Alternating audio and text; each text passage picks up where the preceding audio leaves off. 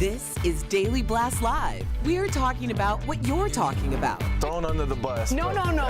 Always live, always real, always unpredictable. I'm not okay with that. It sounded good when I thought. Log on and join our live conversation. Yes, I don't like that. You're 100% right. DBL starts right now. Welcome to Daily Blast Live. It is Tuesday, June 4th. We are live, and we're talking about what you're talking about right now. I'm here with Tori, Brandon, and a very special guest host. You guys, Lindsey Granger is back. Hey. Yes, girl. So you decided to come back. I did. You guys didn't scare me away. Good. Did you bring something better than a lump of coal this time? I brought you a cupcake. Oh, is that better? I'm sugar-free. Oh, it's always an issue with you. I know. It's okay. It's all right. She's also a reporter, producer, and multimedia journalist with over a decade of experience. Let's get started. It's all over for Jeopardy champion James Holzhauer, the 34-year-old professional gambler who is known for big bets, fell short last night. He was just $58,000 shy of the all-time record of $2.5 million when this happened. Modest one for the first time. That takes him to $24,799. What did you wager? Oh, God, 20,000. What a payday. 46,801. What a game. Oh, my gosh. We're going to say goodbye to James, too. The new winner is a librarian from Chicago named Emma Boettcher. She once wrote a thesis incorporating Jeopardy clues. Tori loves that. That is so cool. After the game, James tweeted, "Congratulations to Emma on a world-beating performance. There's no greater honor than knowing an opponent had to play a perfect game to defeat me." Wow. Now, some are speculating he threw the game, but James says he knew he could only win if Boettcher missed Final Jeopardy. He knows all of his odds. This is a professional gambler, so I take him for his word, but I know Mr. Conspiracy Theorist over here does not. I'm not buying this. What? Just like I didn't buy 1919 World Series, how it was fixed. Are we going back to that? We are talking about one of the biggest conspiracies since the death of Tupac. Like, this is how big this is. Come on. 30. We're talking 32 straight games. You're the only contestant that only went to win 100K in an episode, But and you're down to Final Jeopardy and you lose. You ever run a race and know that you're going to lose and then just stop? What's the point of getting tired? I'm a competitor. I'm always going to win. I am too, but I would just bow out when I know I'm going to lose. But see, he didn't lose. He guessed right. He just bet weird. That's right. So that's what gets me, because I'm like, there is a part of me Thank you, Tori. I'm sorry. It's a little weird that he was like, and he could have bet on himself. But he also said that she had to play a perfect game. True. So he knew his odds, and look at, she played a perfect game. But he always bets like 20 grand. Even if he did have a bet going on in Vegas, who cares? The man is going to get more money than the $2.5 million he probably got on Jeopardy. So you're okay with that? Hey. Throwing I'm the okay game? with that too, Lindsey. I also didn't play professional sports. True. All right. Well, it's day 2 of the president's trip to the UK. Trump met with the outgoing British Prime Minister Theresa May at 10 Downing Street. The two later held a joint press conference and discussed a trade deal between our countries. We're going to have absolutely an agreement on Huawei and everything else. We have an incredible intelligence relationship, and we will be able to work out any differences. I think everything with the trade deal is on the table. When you're dealing in trade, everything's on the table. So NHS or anything else, or a lot more than that. But everything will be on the table, absolutely. The president also addressed the protests that are taking place there. Watch.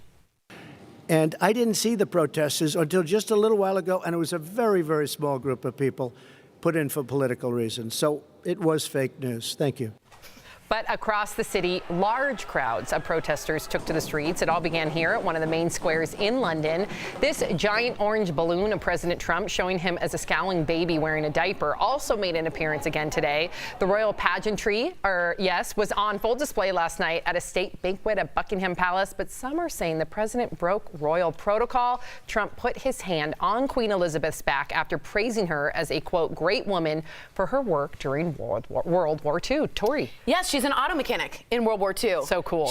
And she insists on driving her own cars around. I mean, she's such a cool woman. Do I think Trump did anything malicious by putting his hand on the back? Absolutely not. Let's not go that far. As for the protesters, there's 75,000.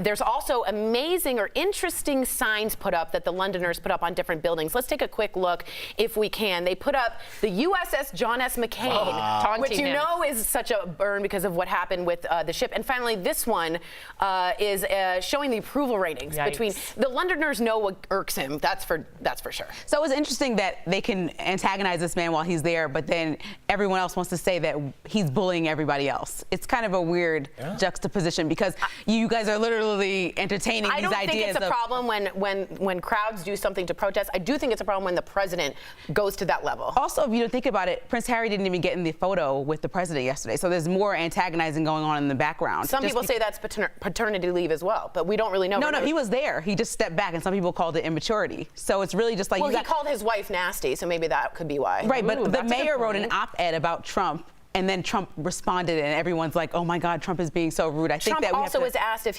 Jeremy Corbyn, the mayor, if he would meet with him, and he refused. So I'm okay with a mayor writing an op-ed. What I'm not okay with is a president throwing a temper tantrum, being like, "I'm not going to see the protest or listen to the mayor or take any meetings." I don't think he's doing that. I think being somebody who was in New York during the Occupy Wall Street protests, they weren't as big to me personally living there as I saw when I watched the news and watched CNN. Or any news station that was saying they were overwhelmingly taking over New York. So I think it's all perspective. And I think when you're in London, if he has an experience where he's with the royals, probably going through side streets to get to the castle. Well, they did say he was able to see the baby and see the protest. Right, that big baby is a joke. Why would you even address that? It's like kind of like obnoxious. Well, don't just say it wasn't there. Okay. That's good. I was into this. I had my cup of tea and I was listening. But please chime in, DBL Nation. We want to hear from you as well. One of Charles Manson's followers will not go free. Her parole was just denied again. Raquel Villanueva has the news at the moment. Well, Sam, California Governor Gavin Newsom says he will not free Charles Manson follower Leslie Van Houten. He just overruled a parole board's decision, which would have allowed her to walk out of prison. The youngest of Manson's followers, Van Houten, was 19 when she and other cult members stabbed and killed Lino and Rosemary LaBianca in L.A. in 1969. The now 69-year-old has spent nearly half a century in prison. Her lawyers say she has turned her life around and was recommended for parole for good behavior, but Newsom says she is still a potential threat because she was an eager participant in the murders. Now, this is the third time a governor of California has denied her release.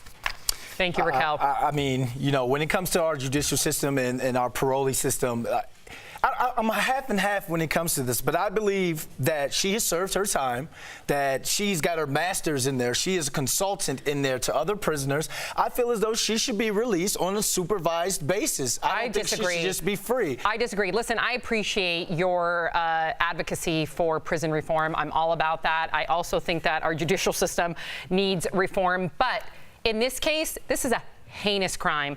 Her victims won't see the light of day. Yeah. Why should she be able to see the light of day? I'm all about rehabilitation, but when it comes to these type of crimes, no. As a parent, no. You got to stay behind bars. Sorry. I agree. In this case, I don't think that she should be let out. I think that we showed her mercy by just not putting her on death row. Yeah. And so I think that's enough. Like, you literally ruined so many lives. Yeah. So many lives. And it was so premeditated and planned. It's disgusting. It adds to the egregiousness of the crime. Absolute psychopath. But what about the people who say that she was brainwashed during that time? She wasn't in her right mind. You know what? That's fair. That's totally fair. But again, there's got to be stiff consequences. You brutally murdered people. You brutally took place in that. And it was done in such a heinous fashion. Again, your victims won't see the light of the day. Why should you be able to? And if she gets out and does it again, oh, I can't even imagine. That's why I said I was on the fence, Yeah, I appreciate the conversation. I do.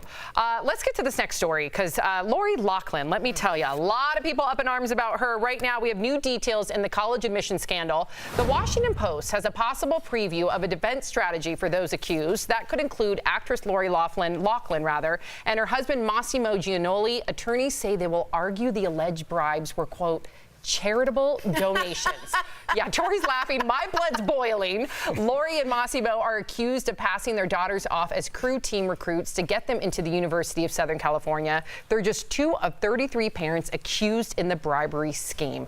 Again, my blood is boiling. Like, I keep digging. I know. Keep digging that hole. I look at Felicity Huffman and I'm rooting for her because she takes accountability. I look at Lori Loughlin and I want her to really serve time because I see no remorse. She's just really, like you said, digging her grave, making it worse and worse. Like, come on, don't say that this is a charitable donation. Like, you know, the school system already has its issues and people trying to get in and get equality in those situations. And so having you and people doing stuff like this to make it even more unfair and then fighting against it saying it's charitable donations, like, you don't have So is she supposed to just plead guilty Yes. and walk into the prison? This Yes. is why we have you did the judicial time. You do system. the time. You know what you were doing. You fight crimes. You just like you fight a parking ticket. If you're speeding, you're still going to find a way to be like, oh, well, that officer I usually didn't just have send the his meter up. $100 in. I was speeding, it's caught on camera. Send the $100 You just out. said that we need reform with our judicial system. Isn't this a start? Because the rich get more powerful and this buys you out of prison. I'm not okay with that because she has a good lawyer. She just gets to get off scot-free. I'm not rich, but if something happened to me and I got into trouble, I am going to use our judicial system. I'm going to have lawyers try and find some sort of loophole. And that might be fine, but what Sam is referring to also is the reputation of this woman. She's not thinking long-term game. For a normal person, maybe you do fight for your life,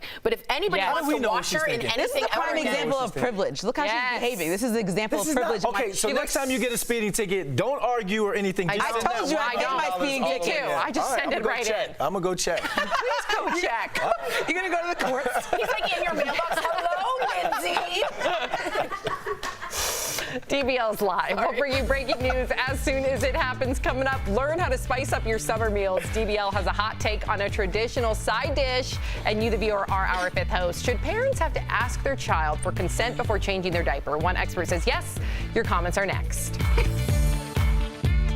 Hi there, DBL Nation. Kelly Schuberth here with the DBL Digital team. It's Tuesday. Happy Tuesday. It's a beautiful day outside here in Denver. Let us know what the weather is like where you are. Let's go to the desk and get to know Lindsay a little more. Hey guys, what's going on over here? Let's get to know Yeah, let's get to know Lindsay a little more. perpetrator Let's get to know Lindsay. 336. Antagonist. So first of all, Lindsay, a lot of people loving your commentary, loving your personality, loving your laugh. Thank you guys. What- I have a pretty big laugh. What makes you laugh? Oh my gosh, like That's a good 90% of things. When people, Who's your favorite comedian? Larry David probably. You like her? Yeah, I like awkward humor. yeah. Like when somebody's like really uncomfortable, my best friend and I, like we look at each other and we're like, context, context, context. And only she and I know what we're talking about, but it's because somebody's really uncomfortable. I like when someone falls too. I know if they're not hurt, but if they trip, I always know how to fall. Like I was in an argument with my ex-boyfriend and screaming, making the most valid point, and I fell down the stairs. Oh, were you okay? Yeah, but my makeup slid on the carpet, and I just was still wanted to be fuming, and I just got up like, no, this has to be the funniest thing in the world. So That's funny. What's one of your favorite movies? Like what genre do you like? Borat is my favorite movie. Oh, you really like perfect for awkward. you. See, I don't like. That's so awkward. I loved it. Do you like Jackass and stuff like that? Yeah, Jackass, and I like the Dirty Grandpa one. Yep. Like Okay, all these she's kind of like movies that Jeff. make me cry laughing. Sacha I Baron can't. Cohen though It's as Borat hilarious. is. It's just Because so he can get away with he can do whatever anything he because wants. he violated everybody. Yep. So I appreciate And it's equal a opportunity character violation. included. It's so smart to be a character. I always see that with Jiminy Glick, right? That's I loved. I mean, Let if me you tell remember, you why you're so fat. in short would interview celebrities and he could get away with whatever he said because he wasn't himself. He was this like obtuse, angry. talking about Don't pin it on me. Don't put it on Sacha Baron Cohen. I thought it was after smart. that. That's Yeah. why I think Also, Alf would be a great talk but Sacha show. Baron Cohen always committed 100%. He committed. Yeah, he For would some go reason, to I the would end break. of the He day. would go so far. Did they Remember ever that push cage he boundaries, was though? in, and he was like That's kissing a why. guy at like a Oh, was UFC it? No, fight. yeah, and it I was like, the other now Bruno. Bruno, that was Yeah, it. I'm like, oh, yo, he's Bruno not even pushed it joking. so far, I got a little uncomfortable. Yeah. So you.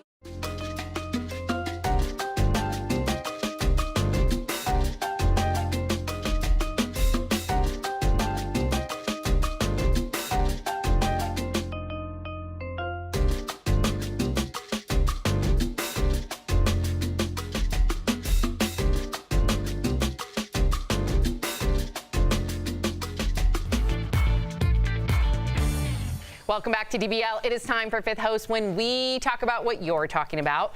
An Australian author and advocate for body safety has sparked debate about how early children should learn about consent. She says it's never too early. In fact, she suggests that parents ask their babies for consent before changing their diapers. According to her, this will create a culture of consent in the home and help protect children from sexual predators. But some parents feel this approach is too extreme. So DBL Nation, should parents ask their children for consent before reporting for diaper duty? All right, here we go. Let's get to these comments. Martha from Facebook says, do you have to also ask for permission to bathe them and brush their hair too? Exactly. Yeah, that's a good point. Yeah, I think we're blurring the lines of consent here. I think it's one thing if we're talking about inappropriately touching a child and doing something like your daily diaper duties and changing a dirty diaper. Wow, that was a lot. That was a lot. So I just look at it as this is something that needs to happen. So I think we're just blurring the lines when we come to consent. All right. Donna from YouTube says there is no harm in this. I do think asking every time is a bit too much, but you should check in every now and then. Donna, I don't have any kids, but I ain't checking in with them when I do. Just letting you know. Fair play. All right, Jesselyn from Facebook says, this is a great example of what the parenting world has become. From now on, I'm going back to the old school and asking Granny for advice instead of Parenting Magazine. Yeah, I think this goes too far, and I've often been accused of being maybe too PC, but come on. Just do the diaper duty. You know what I'm saying? Yeah. All right. Susan from Facebook says explaining this to a child who can't understand is one thing. Asking for and waiting for consent is just ridiculous. See, I don't really think that she meant that you have to wait for consent because the baby's not going to be able to authorize consent. Yeah. I think we take little bits from everybody, little bits from grandma, little bits from this, even if you think it's too liberal.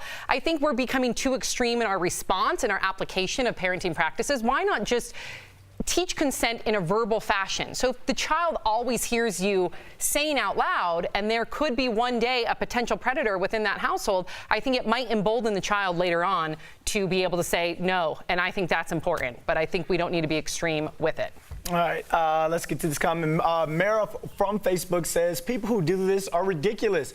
You're only going to make your child feel confused about consent. Toddlers are too young to understand consent. Yeah, I think I see what they're trying to do, and I understand this. So the next time I'm around my little niece, she's 2 years old, I don't think I'm going to be like, hey, do you want Uncle Brandon to change your diaper? I think when it comes to something else. You should ask a 2-year-old that because it might make her uncomfortable. 2-year-olds are very verbal, and we're not talking about brushing your hair here. We are talking about their genitals. So I think a 2-year-old, it's very appropriate for Uncle Brandon to ask, can I change your diaper? Sam, we're talking about a dirty diaper here. I understand that, but you're not the one that's usually changing her diaper. Believe me, my daughter would have a real issue if somebody that wasn't in the house all the time changed her diaper. She would kick and scream. But my sister-in-law is where I get the consent from. I ask her, hey, do you want me to change the diaper? I think you should ask the 2-year-old too. The 2-year-old, what's she going to tell me? I'm like, why? My daughter speaks in full sentences, if paragraphs. If you say no, why is she going to say, why? What is a good enough answer for that kid to say at 2 to be like, no, I want to stay stinky? Believe me, I hear you there. I just think when it comes to a baby versus a 2-year-old is a big difference as far as their uncomfortability factor. And if it makes them uncomfortable, they're going to tell you. That's all I'm saying. They're going to tell you. So. Coming from a mom of a 2-year-old, let me tell you, she's Sophie is a genius, though. I don't know about that, but thank you, Tori. Jacob from YouTube says, I'm all for protecting the innocence of children, and if this helps keep the creeps away, so be it. Again, I think we just need to take a little bit from here and a little bit from there and not be so extreme in all of our practices. I like balance. That's just coming from me. Coming up on DBL, a real-life Bambi caught on camera. We'll show you more of this adorable video that'll put a smile on your face, and we're sharing an easy and fun-to-cook recipe that can complement your next summer cookout. Don't miss it when DBL comes back.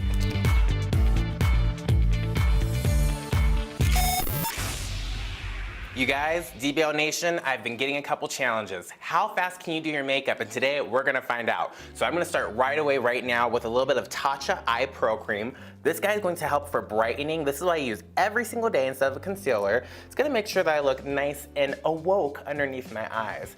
Quick and easy way for anyone at home that doesn't wanna use a concealer to still get a hydrated and brightened finish and actually get some skincare in their makeup. This isn't just a concealer, it's an eye cream once again with a tint.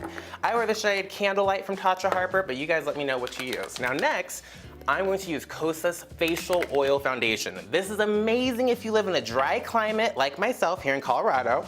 And I'm gonna take this foundation, I'm gonna put it onto a powder brush, and this is great for spreading out coverage. I actually got this trick from my husband, Ty J. Banks, I see you out there. And you're gonna just get this even hydrated glow for your foundation. Is this for camera? Probably not, but great for everyday wear if you're working in an office, if you're working just anywhere except for in front of a camera, you should totally have this foundation.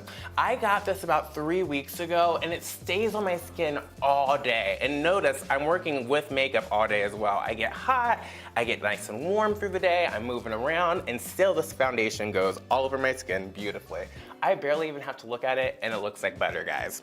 So that's gonna be my Kosas foundation oil. Next up, I'm gonna take a little bit of a loose powder foundation and we're gonna blend this guy all over to set that foundation. Now, you might be asking, why are you gonna put a powder on top of foundation or on top of an oil if you're dry? I still wanna set it. I don't want this guy to move all over my skin, so the powder is going to help to make sure that it's gonna stay locked and loaded all day so I have a beautiful appearance, but I still have that smooth glow, okay? Now next here, I'm gonna take a little bit of a cream blush from Too Faced Cosmetics. This is from their Peach collection. And this is a matte cream blush to give me a little bit of color. Welcome back to DBL. Summer is here, right? Yeah. Okay, and that means lots of barbecues and picnics. But instead of cooking the usual, we wanted to mix things up. Our co-host Stephanie Jones met with Chef Jason Bray, who showed us how to spice up side dishes this season. So check it out. Hey DBL Nation, I'm with Jason from J Street Food Trucks, and you guys will know him for his awesome food. Today, he's going to teach me how to spice up my own barbecue sides. Absolutely. Are you ready to get messy? I'm ready to get messy, but I'm a bit nervous because this looks like there's a lot going on. Very simple. We're gonna do elote slaw, a little spin on Mexican street corn. So we got some sour cream, some mayonnaise, and some lime juice. Oh. You're just going to pour everything into this and just mix that up for me. While she's doing that, I'm just gonna cut this nice grilled corn off the cob here. Ooh, we make that look so easy. I've never done that before, but... The hardest part would just be cooking the corn. You're just gonna shuck it, boil it a little bit, and then put it on the grill for some color. Yeah. And that's it. We're gonna just do a little small dice of some red onion here. Normally onion makes me cry. I think I'm actually doing quite well. We also got some salt. Yeah. A little pepper, salt and pepper to taste. Yeah. This is just a little granulated garlic. Ooh. Okay. This is cotija cheese. It's a Mexican kind of crumbly cheese. Okay. It adds a little bit of saltness to it, and then we're gonna take our lime juice and mayonnaise and sour cream here. Oh, that looks good. And get that guy going there. And then we are going to put in some corn.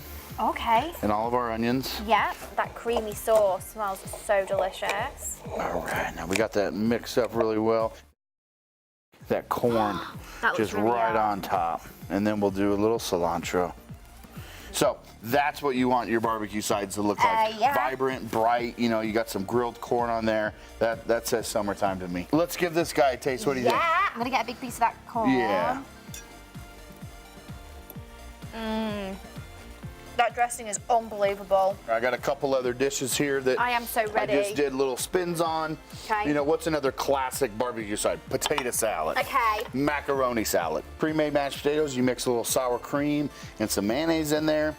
Touch of vinegar, but then you fold in cheddar cheese, bacon, green onions, and then you garnish with a little bit more of that. On the macaroni side salad, we have classic macaroni salad, mayonnaise base, but we fold in white cheddar cheese, diced ham, roasted poblanos. Guys, you are going to want to make these for your barbecue parties. They are delicious. And to make them, just head on over to dailybosslive.com/recipes. Jason, you've converted me to the side of cold mayonnaise salad. I love it. Thank you. Thank you. Steph, she laid down that slaw. We'll be right back. Promotional consideration is brought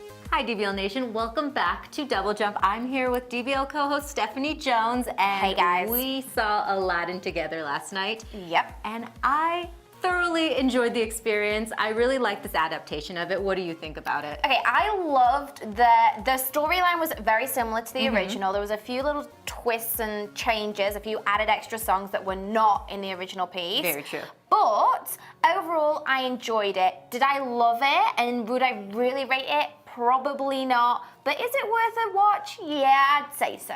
I would say Will Smith's singing is a little rough in that. Sorry, Will, we love you. Like your genie kind of made up for it, at least in my opinion. Yeah, I loved Will's genie. I think he definitely, I loved his humor. He was very fun.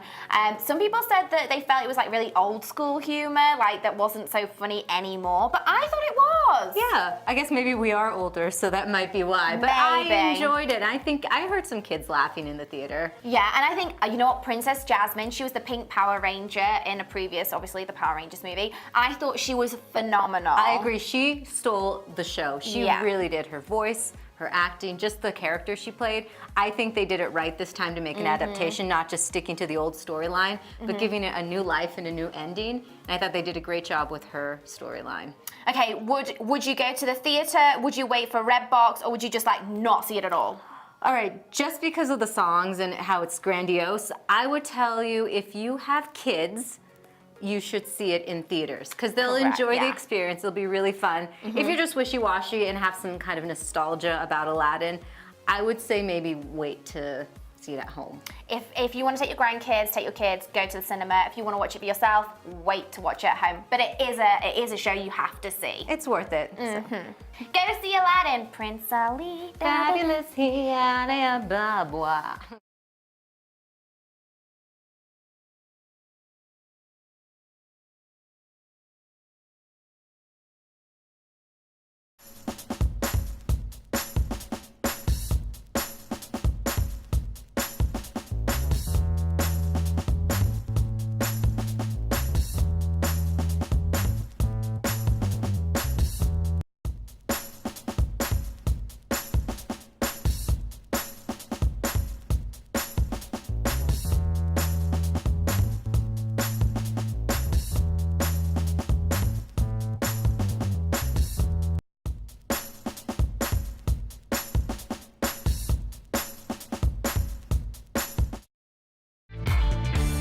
Welcome back to DBL. The Cleveland Browns football team tweeted out a trending video that's probably the cutest thing we've seen in days. It's wide receiver Jarvis Landry's daughter befriending a baby deer. Oh. Like something out of a fairy tale, the fawn follows her around as she takes a casual stroll. The team calls Landry's daughter a baby deer whisperer, and it leaves us all a little curious about what her secret is. I mean, stop it.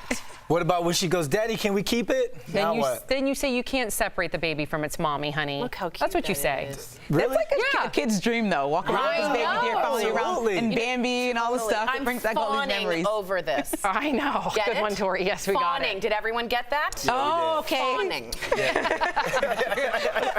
No, It just goes to show the connection, though, between animals and kids. You're Yeah. right. Animals and kids are such pure innocence. You're and right. They're attracted to one another. Right. Yeah. I think kids have that natural innocence, like you said. I do and just too. Cesar trustworthy. Millan They're says- just like not learning all the things about society. you don't that get makes you be confused. mean to animals. Even at zoos, when like babies or little kids fall into some sort of like animal right. containment, The gorilla. the gorilla, the bears. They protect. They protect. Oh, yeah. Exactly. Mama bear. love Mama it. hustler.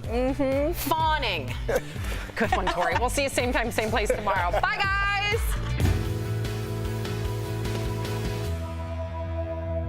Guys, Kelly Schubert here with the DBL Digital team. I'm tracking all the breaking and trending news, but I think we should go to the desk and get to know Lindsay a little more. Ooh, Erica's got a nice little package with her. Tori, let's get to know Lindsay a little more. Okay. Oh, Look at this. they're hugging already. They're just Best hugging. friends forever. I know. Yeah, we pieced it up. We pieced it out, guys. It's really great. But I did learn that she likes awkward humor, which is the Larry Davids, the Borats of the world. So if you guys like awkward humor, You like what's your? uncomfortable? If you like uncomfortable, yeah, it's that uncomfortable. It's the one that makes you go like this. It doesn't make me go like that. See, I know. It makes me cringe. I leave the room and I'm like, doo doo doo. I want to know what your favorite humor is. What movies you guys like, And the best, most uncomfortable movie. or the most uncomfortable thing that's ever happened to you. That's a good one. What's the most? I can tell you a couple. I have a couple not I can't appropriate say. right now. Yeah, we both pass through them, and then I was I'll like, wait, come that back one. another day and give you some serious. That's right. Now, listen, guys, if you have any questions for Lindsay, go ahead and write them in the YouTube or Facebook feed. We're going to get to them, but people are loving Lindsay and want to know more about her background and all that. So make sure you write in and let us know. Also, if you have a shout out, we want to give anyone a shout out that's overaccomplished something today. We want to give a shout out. This is so condescending. Awesome. Why? Ew! That was condescending. Did everyone see this? He did this. Did I? I don't think anyone saw. I'm sure it's on tape. I don't think so. Rude. I guess that's a wrap.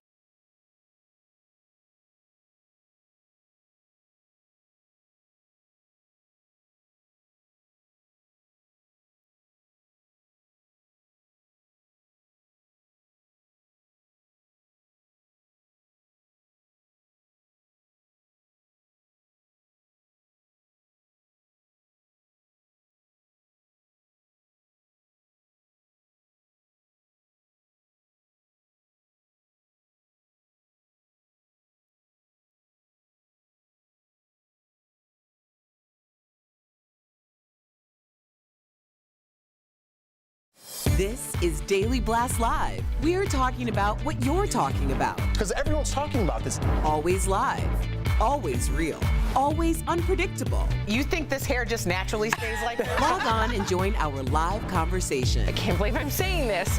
I do agree with you. DBL starts right now. Welcome to DBL. It is Tuesday, June 4th. We are live, and we're talking about what you're talking about right now. I'm here with Erica, Jeff, Al, and I'm Sam. Let's get started. It's all over for Jeopardy champion James Holzhauer. The 34-year-old professional gambler who was known for big bets fell short last night. He was just $58,000 shy of the all-time record of $2.5 million when this happened. Modest one for the first time. That takes him to $24,799. What did you wager? Oh, God, $20,000. What a payday. $46,801. What a game. Oh, my gosh. We're going to say goodbye to James, too. The new winner is a librarian from Chicago named Emma Betcher. She once wrote a thesis incorporating Jeopardy clues. After the game, James tweeted, "Congratulations to Emma on a world-beating performance. There's no greater honor than knowing an opponent had to play a perfect game to beat me." Now, some are speculating he threw the game, but James says he knew he could only win if Emma missed Final Jeopardy. Luckily, I feel like we have a Jeopardy expert on this panel because you watch it every night. You love some James Holzhauer. Do you think he threw it? I will say it felt a little suspect. Really? Yeah, because there was at one point during Double Jeopardy, I was like, this is not going as planned. So you have to consider that a big part of the way that James has been advancing is the fact that he's been getting most of the daily doubles. Emma got 2 of the daily doubles, and when they cleared those boards, they only missed 1 answer. So, I mean, the 3 of them came to play, but when he made that wager, I was like, he didn't even wager enough to beat her even if she missed. So if she would have taken an entire daily double for Final Jeopardy, he still wouldn't have beat her if she, just did 0. So it was just very strange. I do think that there was something. Ooh. And you're a gambling man. Yeah. Admit the crimes a minute into That's the okay. show. I love gambling too. International sites. What do you think that he threw this so he could collect some extra wagers somehow? I don't think so. Privately? She wrote her PhD on Jeopardy. I mean, you're going to come up against an opponent. I mean, just like in 2016. She did say she played a perfect game. You know, I mean, and that's what the Cavs did in 2016 when they beat the Golden State Warriors in Game 7. I mean, that was a perfect team, but we came together like the city of Cleveland does, and we beat them. So sometimes you're just facing a better opponent that day. Okay. I will have to say this too to kind of help him out and say that he didn't throw it. The clue was about an author. She's a librarian. Oh. So going into Final Jeopardy. Yeah. Ooh. Oh, yeah. Stacked against him. Mm-hmm. It's day 2 of the president's trip to the UK. Trump met with the outgoing British Prime Minister Theresa May at 10 Downing Street. The two later held a joint press conference and discussed a trade deal between our countries. We're going to have absolutely an agreement on Huawei and everything else. We have an incredible intelligence relationship, and we will be able to work out any differences. I think everything with the trade deal is on the table. When you're dealing on trade, everything's on the table. So NHS or anything else, or a lot more than that. But everything will be on the table, absolutely. The president also addressed the protests that are taking place there. Watch. And I didn't see the protesters until just a little while ago, and it was a very, very small group of people put in for political reasons. So it was fake news. Thank you. But across the city, large crowds of protesters took to the streets. It all began here at one of the main squares in London. This giant orange balloon of President Trump showing him as a scowling baby wearing a diaper also made an appearance again today. There were some scuffles between the pro and anti-Trump protesters, including this man who had a milkshake thrown on him. Meantime, royal pageantry was on full display last night at a state banquet at Buckingham Palace, but some are saying the president broke royal protocol. Trump put his hand on Queen Elizabeth's back after praising her as, quote, a great woman for her work during World War II. What do you make of all this, Jeff? I don't know. I don't know where we begin. I don't like the big, Trump baby thing, especially this isn't our country. All of our families fought for this country, and we have young men and women that are fighting for our country right now. This isn't our country. This is outside our country. They put up other things like the USS John McCain hat. They did put up a poll on how Obama's favorite. Obama put in his 8 years. He had a great run. It's Trump's turn now. We have to back this guy at some capacity. Every chance we get, we slap him in the face, but he is our president. We have to respect him to some degree.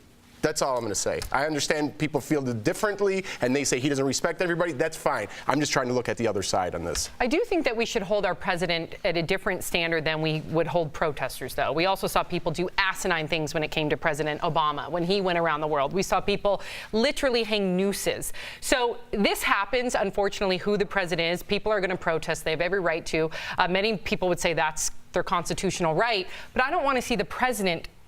And I don't want to bash him. I really don't. I just don't want to see him fall to that level as them. Does that make sense? I want to see him be the example. I don't want him to call something fake news or be so quick to call someone a name. I want people to look to him to be the example. Is that not fair for me to ask? No, I do think that that's where it comes from.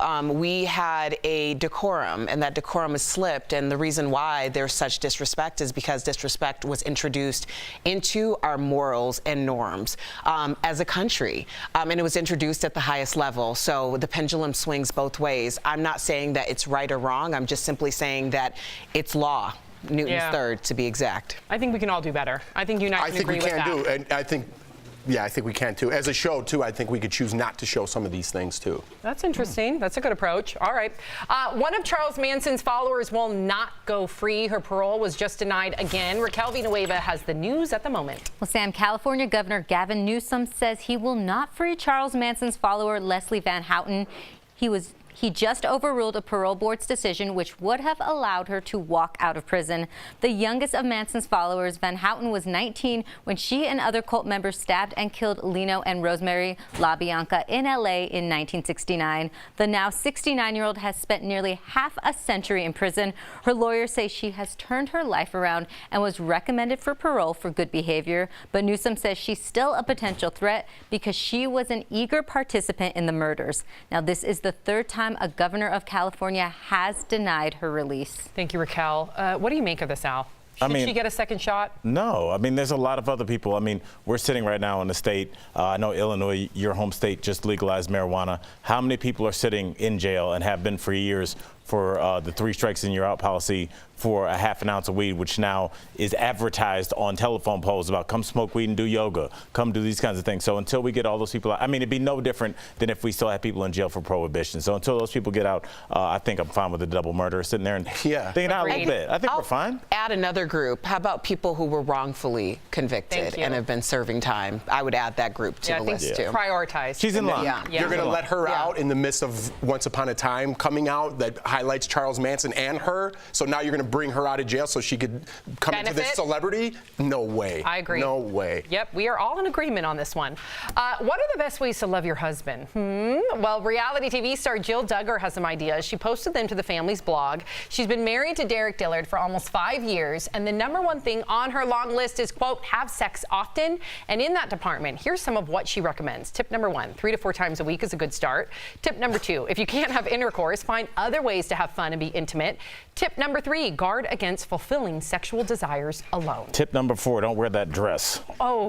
Wow. That's mean. Listen, that's mean. Make the flowers wilt in the garden. It's hard for me to take advice from her when she's also written to her followers to be that available. dress was awful. Okay, it's hard for me to take advice from her when she's written to her followers, Erica, to be available to your husband at all times. Right. That's scary to me because that, marital rape does happen. So I don't think that I think she needs to be careful with that type of vernacular. Well, let's be honest. I'm not going to take sex advice from a child. I mean, she's an adult, but how much experience in the world? Let's just leave it at that. That's real. The idea of being available, and I was thinking the same thing, the availability to your spouse, your partner. I guess ideally in her world, she can do that if you're at home as a part of your job. And that's your show, then I understand that. But for the rest of us who leave to do other things, that's not going to be an option. Yeah, and 3 to 4 times a week seems like a lot to me. Get real. Do you have a job? I have 2 kids 3 to 4 times a week. That's way too much, right? Yeah, no. It's too much. It's too much. What am I, on spring break? Yeah. I just think it's weird that she said be available to your husband.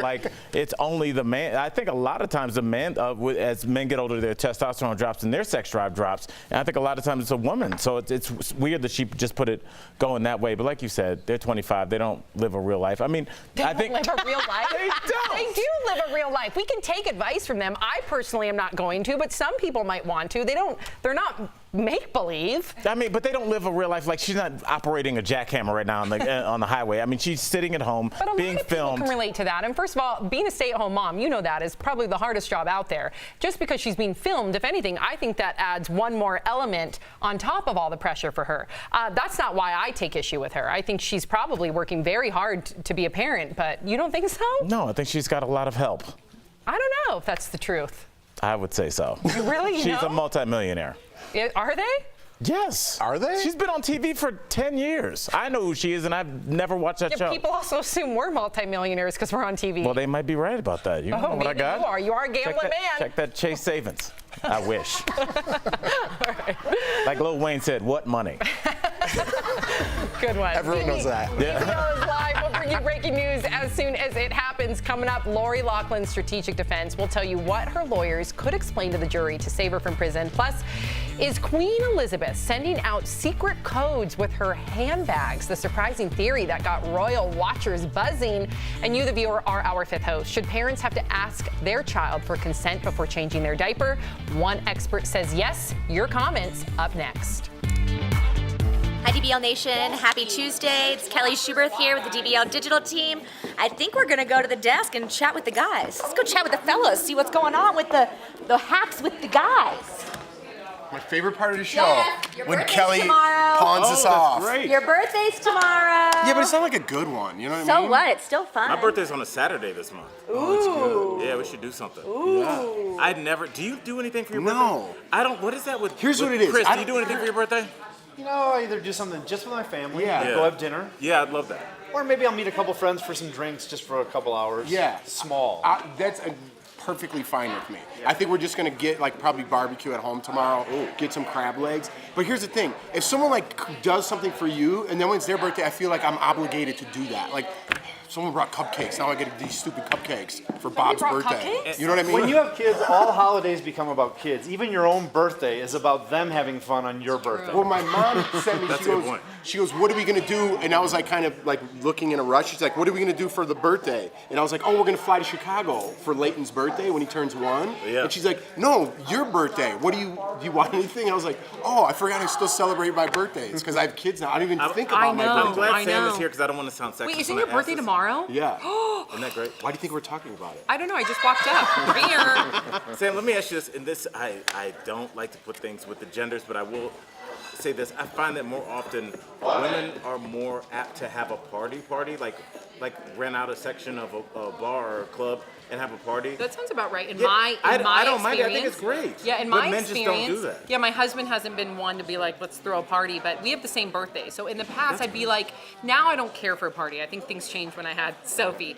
But prior, when I was like in my 20s, I'd be like, we gotta throw a party. And Mark's like, what, really? And I'm like, yeah. And I was the one that would handle it all. We would have a get together, and that was really fun. Like my dad did not want my dad who shares a birthday with your older son did not want his birthday brought up. Like he didn't want it addressed. Remember when Halloween used to be an adult holiday? Yeah.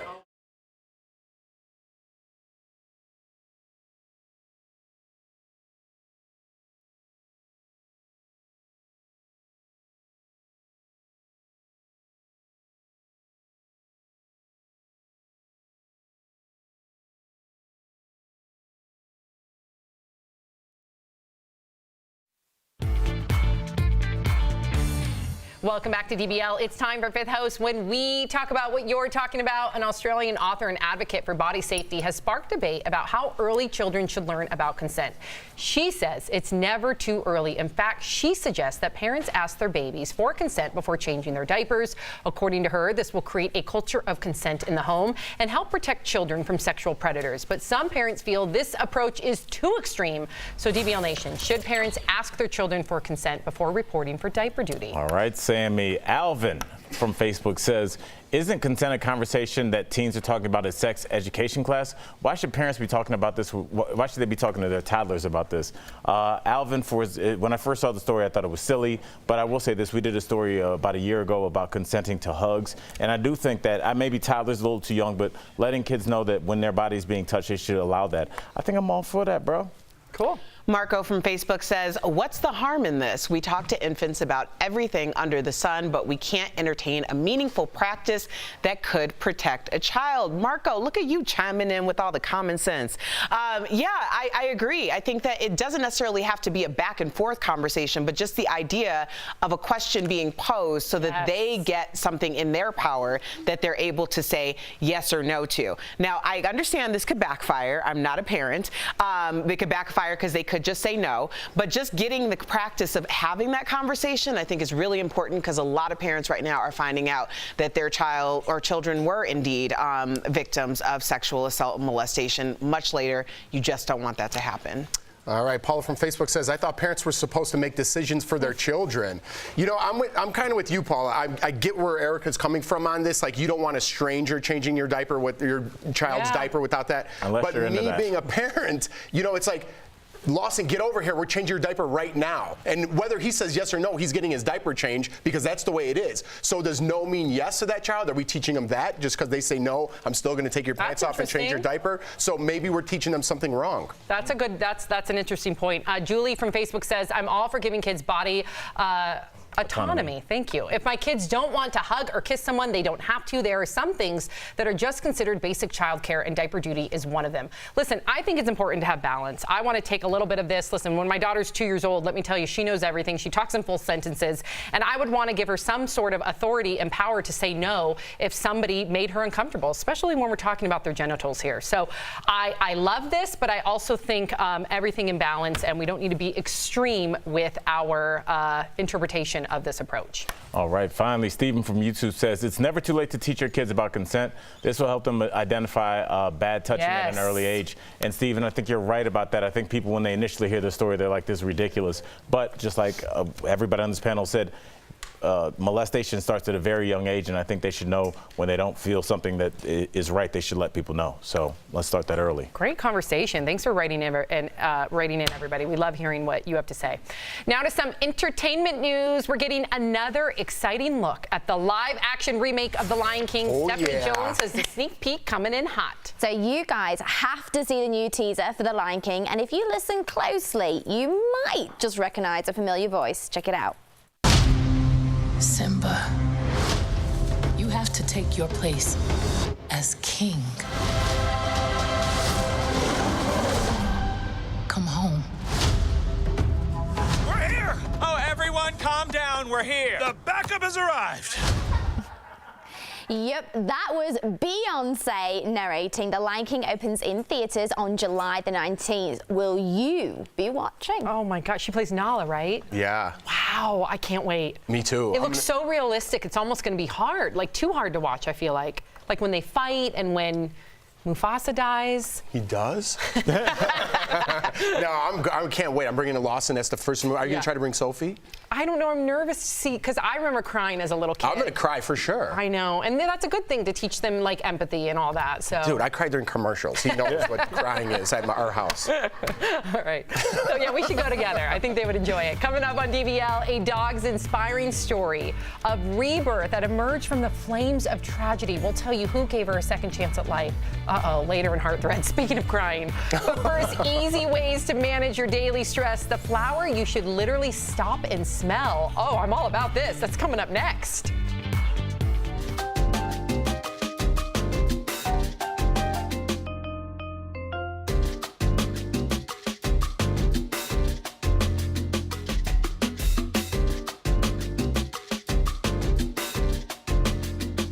Hey DBL Nation, my name is Joel LeBon and I'm a producer for Daily Blast Live. Jack, go talk with Joel. Yeah, come talk with me. Yeah. And Joe, you didn't look so comfortable right I now. know, I was by He's myself. nervous, it's fine. Joe's my golf buddy. Yeah, and this weekend, or this Thursday, I'm stepping in the ring to KO Cancer for Haymakers for Hope. That's right, and I'll be there. Yeah, Brett Forrest did it last year. I took Jeff and Al to train with Brett for a two-man crew. Yeah. And then I got inspired, and so now I'm stepping into the ring. So Thursday it is, buddy. 2 more days. Yeah. You ready? Yeah, I'm ready. I've been training for about 4 months. It's go time.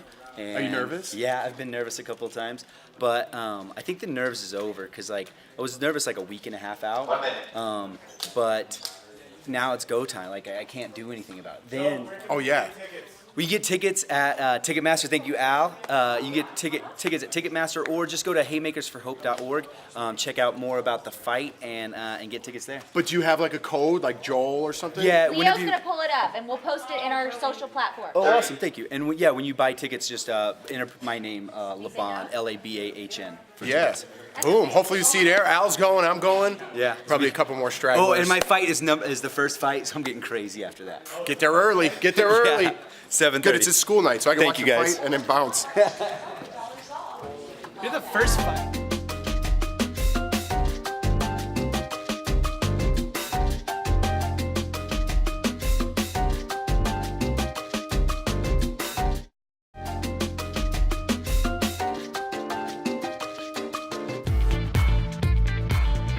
Some days are harder than others, but before you reach for ice cream and wine to relieve your stress, co-host Tori Schulman has some ideas of natural and healthy ways to feel better in today's So Calm, sponsored by So Clean.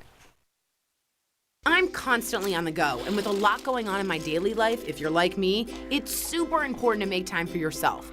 Even just a few moments doing one of these activities can greatly reduce feelings of stress and anxiety. When you're stressed or low on energy and need a pick-me-up, skip the coffee and head to the gym. Just 21 minutes of exercise helps boost endorphins, which are feel-good chemicals that help you stay sharp. Another great way to improve your mood right away? Step outside. Seriously, a 15-minute walk in the sun not only works wonders for stress, it also has the added benefit of improving heart health and brain function. Finally, lavender has been used for hundreds of years for its calming effects. Just grab a bottle of lavender essential oil and dab on your wrists and collarbones, then take a few deep breaths to instantly feel more at peace. And for more ways to rest easy, call So Clean at 1-800-319-3713. Great tips. I bathe in lavender, let me tell you. Coming up on DBL, the Queen of England's secret code words. Could her purses actually be sending out signals? Interesting. And calling all dog lovers, our puppy pitchman Roman shows us another cute pooch that needs a forever home. That's coming up next.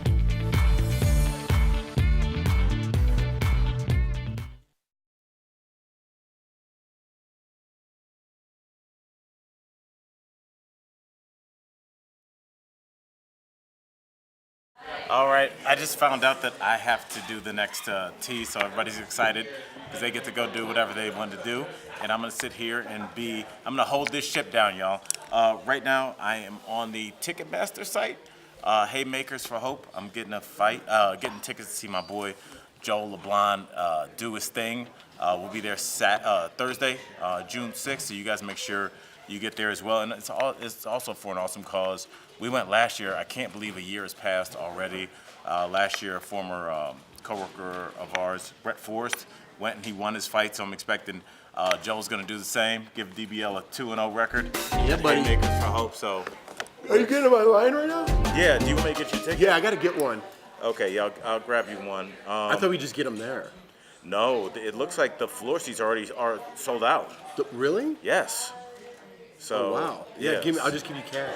Yeah, so that's how we're doing. We're doing transactions on here. That's how we do it, guys. And where is it again? This is at the Fillmore. Yeah. I believe. Yeah, the Fillmore. Yeah. So. Yeah. It's be fun. I've seen. Now they're doing boxing matches. Yeah, they just put it right in the middle. Man, I'm sad those floor seats because we could just walk around. I know. I really like. And get like right up there. I think like. Nah. Yeah, but no one's gonna get there right.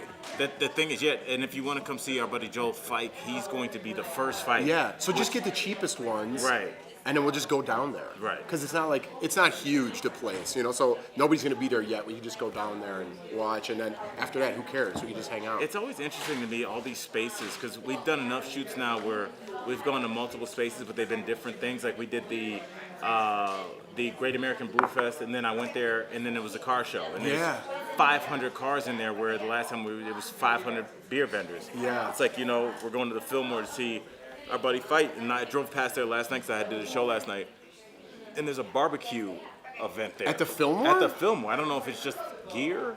It's got to be because you can't cook inside. Yeah, that would stink it out. But yeah, I looked at it twice. There's some kind of barbecue event where they have boxing matches and concerts in there. So hey, whatever they could do to use the space. Yeah, you know what I mean? Yeah, I kind of figured Denver out. The Fillmore has bigger artists in the wintertime, and then Red Rocks takes over. Oh, yeah. In the summertime, which obviously makes sense, but it's like I'll see an artist I just saw, but they'll be at Red Rocks. I'm like, oh, they want to come here in the summer and do Red Rocks, a legendary concert place. So. Speaking of Red Rocks, I was on Jason Mraz's website or whatever. I looked because he announced his summer tour. Yeah. No Denver. No Denver? What's the closest he's getting? He's going to Seattle for some shows, Montana, Portland. He's going to Chicago. He's going all over. He's not coming to Denver. Yeah. No. What are you going to do? You guys check it out.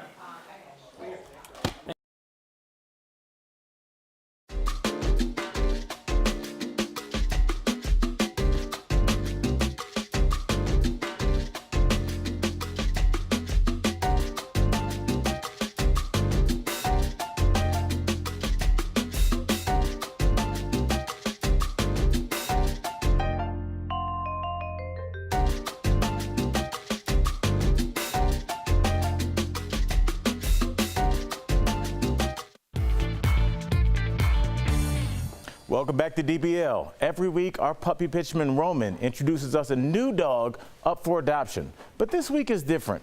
You might recognize this furry face who is still looking for a forever home. Here's this week's Roman's Rescues. Hi everyone, this is my friend Brent here, and he's still at the shelter. Yeah, so he has sat here since March, unadopted. Why do you think he's not been adopted? Because he's what? A pit bull. He's a pit bull and he's black, huh? Yes. But he is the coolest, laid back, the sweetest guy. He works amazing on a leash. Yep. Huh, Brent, you gonna come say hi? We don't want to see your booty. Brent. Brent, come say hi, bud. Hi, bud. All right, and where is he going again? He's going up north to the Jefferson County SPCA in Watertown, New York. That's right. Hey, Brent, come here, bud. Say hi, everybody. What do you say? Thank you. Bye. Here's what's coming up next on DBL. All new inside information in the college admission scam. We'll tell you what Lori Loughlin's defense strategy could look like and why it just might work. Then, the Queen of England's secret language. Are her handbags more than just a fashion statement? And what's worse for your cholesterol, chicken or beef? Or that daily 10,000 step goal, is it really worth it? DBL fact checks bogus news when we come back.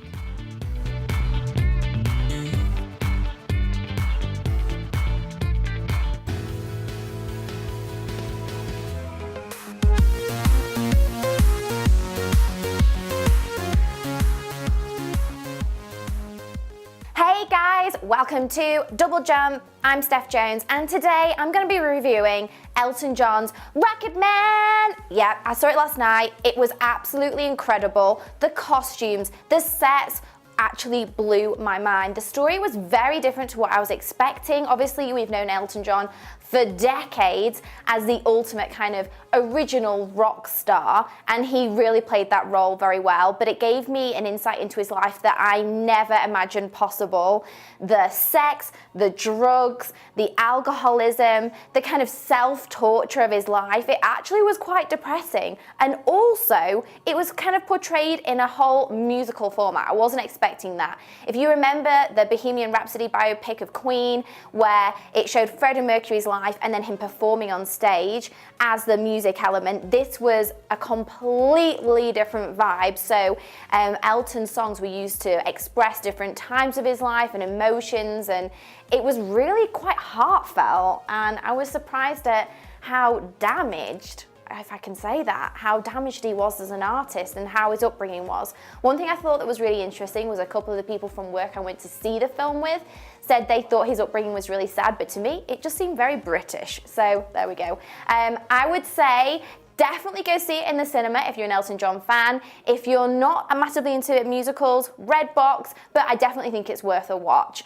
It was awesome, and yeah, come back next time for more DBL Jump. Rocket Man, Elton John, super great costumes, singing.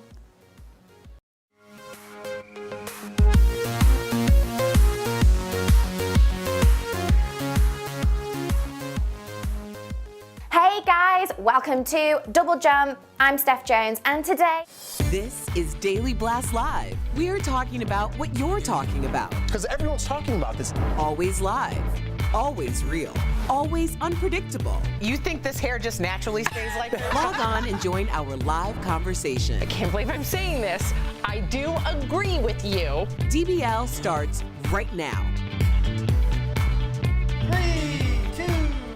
Welcome to DBL. We are live and we're talking about what you're talking about right now. Let's get started. We have new details in the Operation Varsity Blues college admission scam. The Washington Post has a possible preview of a defense strategy for those accused that could include actress Lori Loughlin and her husband Massimo Giannoli. Attorneys say they will argue that alleged bribes were, quote, charitable donations. Lori and Massimo are accused of passing their daughters off as recruits for the crew team to get them into USC. They're just two of 33 parents accused in the bribery scheme. Jeff, my blood's boiling. What do you think here? Our judicial system at its best. She's not going anywhere. What? She's not going. She's not serving jail time. I'm telling you. But it will. Okay, so let's say that's the case, and shame on our judicial system. I do think, Erica, it's going to cost her in the long run. I cannot look at her or support her the same way that I can with Felicity Huffman. I'm already rooting for Felicity. Not to say that she shouldn't be. She shouldn't also have to pay her dues. But Lori Loughlin, really, you're going to play us all for fools, really? Well, I think the important thing, for me at least, is there's a price for everything. So the penance that you pay, you either pay it forward in the beginning or you pay it over the course of a long period of time. I'm someone who needs to just pay it in the beginning because I don't like things hanging over my head.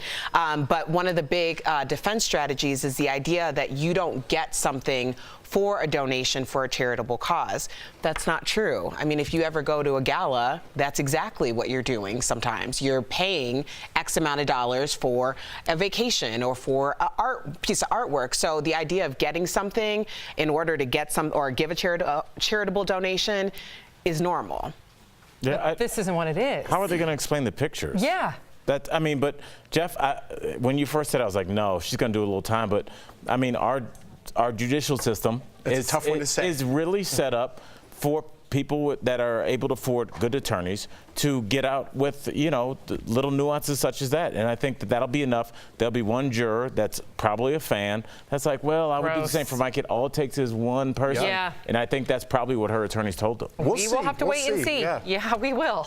Speaking of scandal, a new Netflix series is sparking an uproar online. The new series, When They See Us, that follows the story of the Central Park Five, who are the New York boys of color who were wrongfully convicted.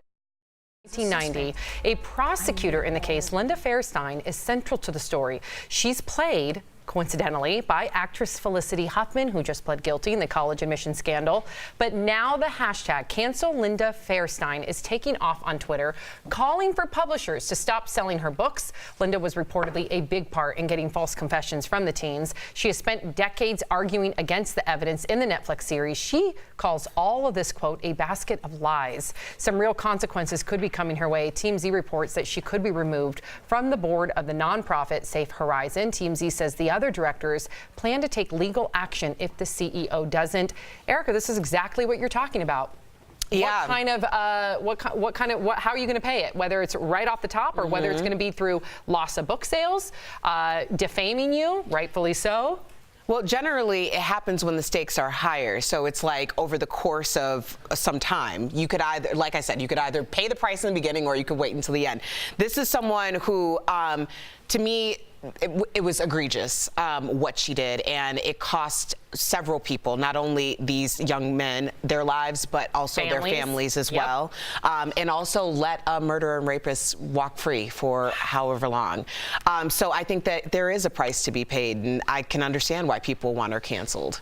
Yeah, I mean, the truth. I always say the truth is like a wine stain on a white rug. You can, you know, on a white carpet. You can cover it up with a rug, leave it for 10 years, but you move that rug and that stain is still there. She did it allegedly. If she did this, you know, I don't think she foresaw the internet coming. And without that, we would have no idea how to track this over the course of decades. But I think she will ultimately pay a penance for this. And I couldn't be happier. And don't forget, this ushered in things like stop and frisk, where it allowed people to come in and just really just stop black kids and shake them down for whatever they could find. And it perpetuated a really awful stereotype. Yes, it really did. And I mean, we're still dealing with that now. And a lot of kids and a lot of that are now men are in jail because of this exact case. This scared the suburbs, this scared, this is what they do. And here we are. So I hope she gets her due. I agree. Agreed. President Trump is in London meeting with leaders from Prime Minister Theresa May to Queen Elizabeth II. He attended a very lavish banquet last night, so we have to talk about the amazing outfits, of course. Let's get over to our resident Brit and fashionista, Stephanie Jones, with your Fashion Roundup. So white was the big theme of the night, and whilst it was a white tie event, it was sheer coincidence that the Queen, First Lady Melania Trump and Princess Kate all wore white. Melania looked very chic in this custom Dior gown and white gloves, and the Duchess of Cambridge wore Alexandra McQueen. And while she looks stunning, I have to point out the sash. It's of the Royal Victorian Order, and this is the first time she's worn the honour. The Queen gave it to her for her 8th wedding anniversary, and take a look at that tiara. This is her favourite, and it's called the Lover's Knot tiara. It's beautiful. And as I pointed out, the Queen wore white as well for the occasion, but did you know the significance of her handbags? Now, she has over 200 of them, and she uses them to subtly communicate with her staff. So if she places her bag on the table during dinner, that's her saying that she wants to leave in 5 minutes. If she places it on the floor, she's saying that she's having a boring conversation and she wants to be saved by her lady-in-waiting. So what do you guys think about that? Do you have any sneaky signs, Sam? Ooh, I think that's brilliant. I don't know if I have any signs, but this is so brilliant. Is it? Where's she gotta go? She has nothing to do. Do you think she wants to sit there talking to somebody boring? No. What is she, a basket of fun? Like, do you see that woman? When do you think she's ever cracked a joke, ever? I don't think you know too much about her, Al, because first of all, she's kind of a renegade woman. Like, during World War II, you know she was a mechanic. You know, she also would drive in Saudi Arabia when she was told she shouldn't be able to. This is a very daring woman, and I think that you might actually enjoy her company. Yeah, I can't wait to meet her at a party. Happy hour, me and the Queen. Okay. Dressed like a pistachio. Wowza. Erica, hater over here. Hater. Just stays hating. Stays. Erica, you want to hang out with the Queen? I would hang out with the Queen. Oh, no. What am I? the queen wants to hang out with me and I say no? How dare you, Al? Who would you rather hang out with, me and Jeff or her? The queen. You wouldn't at least pop an Instagram pic? You know if the queen was up in this building, you'd be over there taking a photo with her. I'll do anything for likes. Oh. What if Al met the queen and then she sat down and put her purse right in front of her? Oh, I would You love can tell it. the queen is not a black woman. You don't put your purse on the floor. Oh, yeah. That means there'll be no more money in there. Yeah, I don't put my purse on the floor. Yeah, because it's of a that. thing, yeah. The money drains. That's right. I know. All right, the Jonas Brothers are dominating the headlines, and now their new documentary is out. It's called Chasing Happiness. Take a look.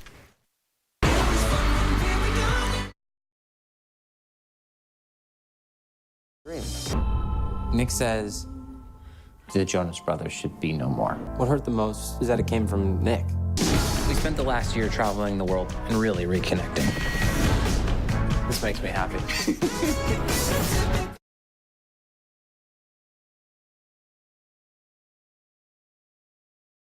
The brothers and their wives were all at the premiere last night, but everyone is talking about this photo. Check out Joe taking pictures of Sophie. Love it? Or are they, as many people are already saying on social media, are they overexposed? I'm done with it. I don't know why. See, Betty, you're not alone in those thoughts. A lot of people are over it. They're good guys. They're good enough. But you know what I mean? Every day we talk about the Jonas Brothers and Sophie Turner. I mean, I was done with the ring pop thing. Once they're like, oh, we're going to get engaged and have ring pops. That really got to your core, man. Yeah, dude, you're an adult. What are you doing? What about him taking pictures of her? Do you think she put him up to that? Because we all say that sometimes, at least I can speak for me, I make my husband take photos so I can put them up on Instagram, and my husband's like, I'm done taking photos of you, Sam. But hundreds of people were taking photos of her. That's true. Like, I mean, so maybe he's proud of her. That's cute, right, Erica? I'm done with the Jonas Brothers. I'm sorry. It's official. I told you I was very honest. I had my piece about the Jonas sisters. I thought it was really great that they have expanded their family and everyone gets along and they're a power dynamic. I wanted to talk about Sierra on Red Table Talk. That's the honest to God truth. I'm not talking about the Jonas Brothers. We do keep it real here. We are done and over the Jonas Brothers. Until tomorrow. All right, let's get to National Cheese Day. Yeah, that's right. From cheddar, Swiss, brie, or blue, even cashew cheese. I love me some good cashew cheese. There are many varieties, but how much do you know about the beloved dairy product? Here are some facts you may not know. Over 25% of cheese in the U.S. is made in Wisconsin. The rest comes from California, Idaho, and New York. It takes 10 pounds of milk to make just 1 pound of cheese. There are 2,000 varieties of cheese. If you love cheese, you're a turophile. That would be you. Turo. Yeah, Jeff. Oh, Meaning yeah. a connoisseur of cheese. Shall we try some? I'm so excited. So there's one vegan cheese on here. There's no wine. Is this legal to have cheese on here? Let's pass it around. I'm going to start with the vegan cheese and put it on a little cracker. Okay. Your turn. Thanks for pointing that out. Yes. Because vegan cheese is terrible. Yeah, the vegan cheese No, it looks like isn't. That's not true. kindling we It's use for bad. the. That's not true. It's not good. That's not true. It's true. Listen, I like your products that you share that are vegan. Some of them are Will you good. try it and be really honest I with will. me? I will. Is this squeaky cheese? What squeaky cheese? Is that Munster cheese? Squeaky cheese, you know, like I'm gonna have from Wisconsin. I'm going to try the vegan cheese. Jeff's I'm going to gonna be try the honest vegan with you. cheese. It's not I like squeaky it. cheese. But I could be wrong. I want to ask you a question because I feel like wine and cheeses are at a certain point in your life, and you are a tastemaker here. Like, when do you think that you cross over from like we're having a party to having a wine and cheese? Like, what age? It's all right. I've been having wine and cheese parties since I was 18. Oh, all right. We've admitted all the crimes. I love it. Well, I mean, they were by myself. I used to call them Erica parties. You just took the last cracker? You didn't want. I'll split the cracker with you, but you didn't want the cheese. But you just reached over and grabbed Here, the cracker. I'll split the cracker with you. I'm sorry. I'll split it with you. Yeah, just put Cheese. Cheese? Cheese. Are we just eating cheese at the Yes. table? Yeah. That means All we right. made it. We saved some time because we got right through the Jonas Brothers. Now we can eat some cheese. This is way more Jeff, entertaining. tell everybody your favorite cheese. You are the connoisseur. I think Asiago is my favorite cheese. Really? Yeah. All right. I thought that just went on stuff. I didn't know you just put that on a cracker. Yeah. What's your favorite kind of wine? Or do you? What about a Scotch and cheese? What's wrong with No, that? man. Red wine. Scotch Red and wine. cheese. What's wrong with that? That's not right. Who says who? It says me. Why are we living these antiquated rules? I know. I'm hungry. I think Sam forgot she's on TV. I did. I think we all did. That's delicious. That's some good cheese. Coming up on DBL, we are busting bogus news. White or red meat? Think you know what's worse for your cholesterol? Think again. Did you get your 10,000 steps in today? We'll tell you why. That's not an exact science when we come back.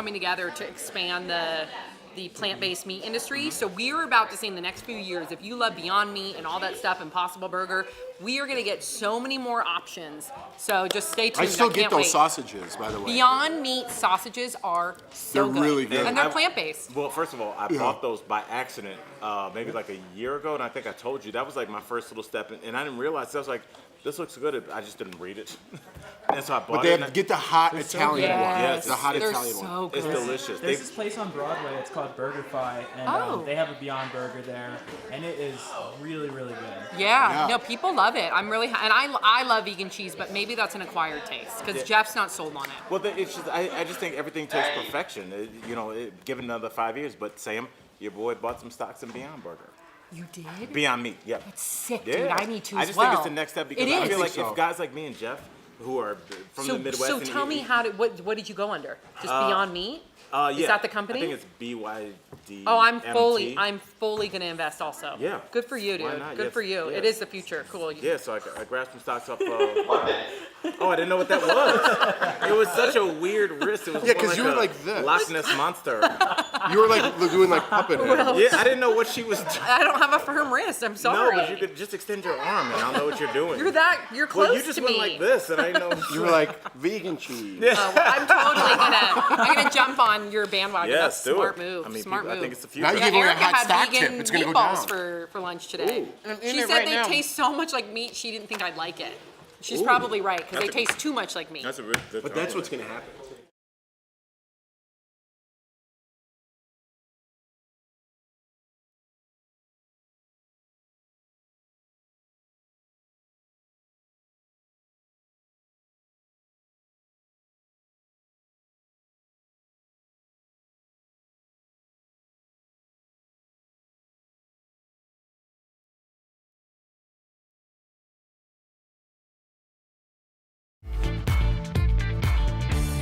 Welcome back to DBL. Just when you think you've got it all figured out, experts go ahead and change their minds. So we want to get into some hard-hitting stuff that all of us here at DBL are questioning in a segment we're calling Bogus News ?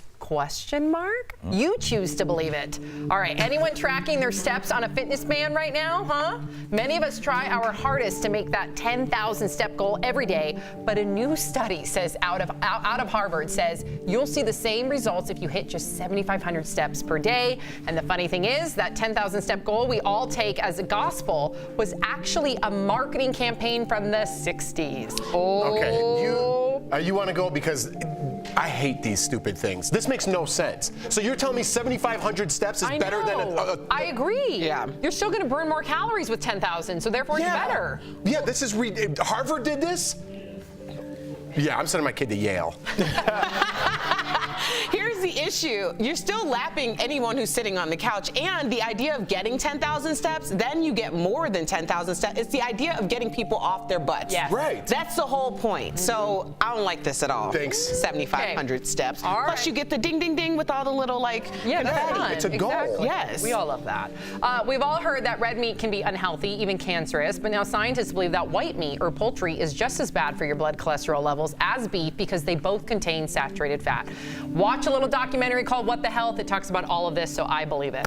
Yeah, and I know for a fact that scallops have a ton of cholesterol in them. So I would go ahead and say this is probably true. That's why I think the plant-based diet really is. I'm not trying to like tout my own beliefs here. I really do think that's the wave of the future. But then why did they say forever? How can we just figure this out now that chicken was always better for you? Well, unfortunately, a lot of that came from lobbying. So if you watch What the Health, and I I did think watch you What the have, Health, yeah, remember yes. it talks about all Yes, the the campaigns. egg thing, the egg Right. thing, So right. different companies are going to put out different marketing, and they're going to fund their own studies to give you a result to help motivate you to purchase certain products. Yeah. When in reality, it does the opposite. So I'm money so out of politics. We've always talked about that.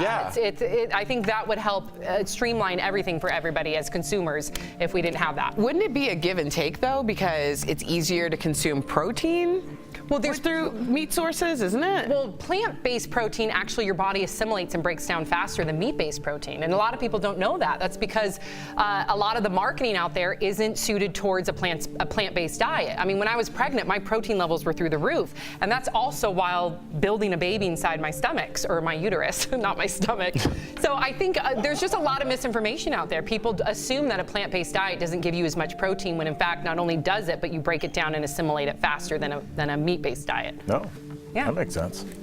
Okay, who thought we would get into this turn? All right, how about this for fake news? The Loch Ness Monster might actually be real? What? Scientists took water samples from the lake where there have been Loch Ness sightings.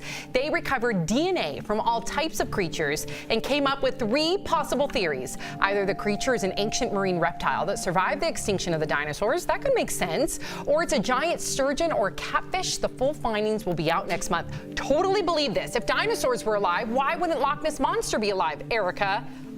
Now I'm ready to throw the baby out with the bathwater. You don't think? Monster, Sam. Well, it's not a monster. It looks like it does not look anything different than like a brontosaurus. It does. I mean, well, I know that alligators are kind of like a throwback, and they will find like a 30-foot gator every once in a while. That I think is the closest thing that we have to any kind of dinosaur life. So, I mean, maybe they found like some kind of genetic footprint from that, but I don't know about a Loch Ness Monster per se. Well, it's the name that's throwing everybody off. If we never knew what a whale was, and then all of a sudden we see footage of a whale. Yeah, they dredged it. I saw a whole thing because I always love this stuff. You do? Yeah, but they debunked that picture. It's fake. It was set up. Some guy paid someone to put it in a newspaper, and he set up the whole picture. He got fired from one company, then paid another person, gave him the photo, made him bring that to the company, and they put it in the paper, and he set it all up. But that photo I do might remember be that fake. story. Remember? I think you told it to me, but I do Yeah, I remember was that very story. excited about it. Yeah, so that's fake. But just because the photo's fake doesn't mean that there wasn't like some reptilian huge Loch Ness monster inside the. I think there probably was at one point. I think there was. I was listening with the meat thing. This is a little crazy. This is a little cray. I mean, I wish there was. I know, me too. Yeah. I think there was. We're really gonna allow Al to just call alligators throwbacks? They are. They're the closest thing we have to like anything that looks like a dinosaur. They don't look like any other creature. The alligators are kind of a throwback. TBT for dinosaurs. That's amazing. Throwback to 2 billion. They are. They are. They're like 240 million years old. Yeah. Alligators. That's I don't know right. if that's true. So. Yeah, don't quote but me you on said it. it so confidently. It No, must I be true. immediately admitted it. I always do. Right. Can't lie. That's why for you're the a life faithful of me. leader. Coming up on DBL, a real-life Bambi, you guys, caught on camera. We'll show you more of this adorable video that will put a smile on your face. And we'll also show you how a loving dog got a new lease on life after a horrible fire. Oh my gosh, Heart Threads is next.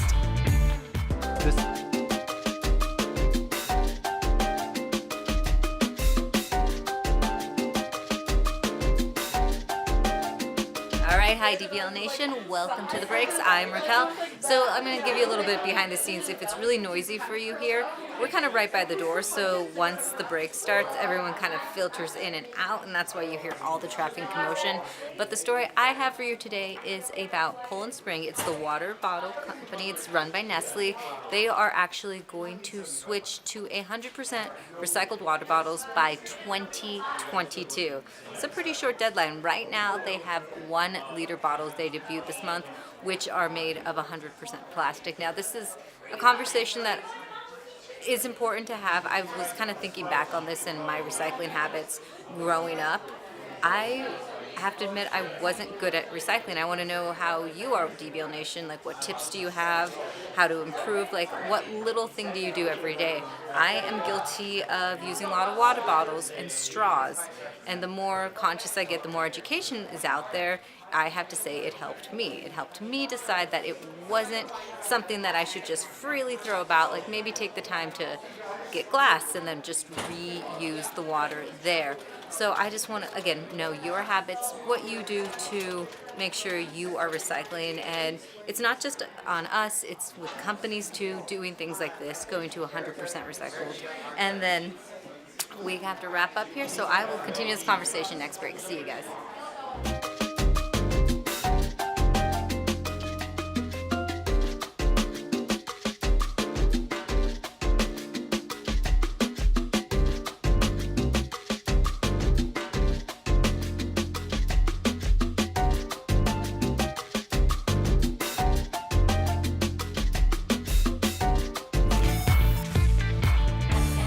Welcome back to DBL. Today's Heart Threads is all about second chances. Watch how a sweet dog is changing lives after surviving a house fire. Our co-host Brandon London has the incredible story. This dog survived severe burns from a house fire. Now she's going to help others who've suffered just like her. Lexi Ann arrived at the Rough Start Rescue in Minnesota in poor condition. The fire took the lives of her puppies and left burns across her body. And her previous owners thought their only option was to put her down. But thanks to warm-hearted vets and foster care, she made a full recovery. Rough Start documented Lexi Ann's recovery on social media, hoping someone would be willing to adopt her. When firefighter Travis Oliver saw her pictures, he felt a strong connection. He drove 9 hours from Indiana just to adopt her. Now that Lexi Ann has settled in, Travis wants to train her for a new purpose, giving comfort to child burn victims on their own healing journeys. Travis knows surviving a fire is no small feat, which is why Lexi Ann's story gives him hope. I'm sitting at work and I almost cry seeing her story. Yeah. And I'm like, oh, because I've pulled dogs out that didn't make it. Yeah. And I'm like, you're my new best friend because I know what you're going through has to be hell.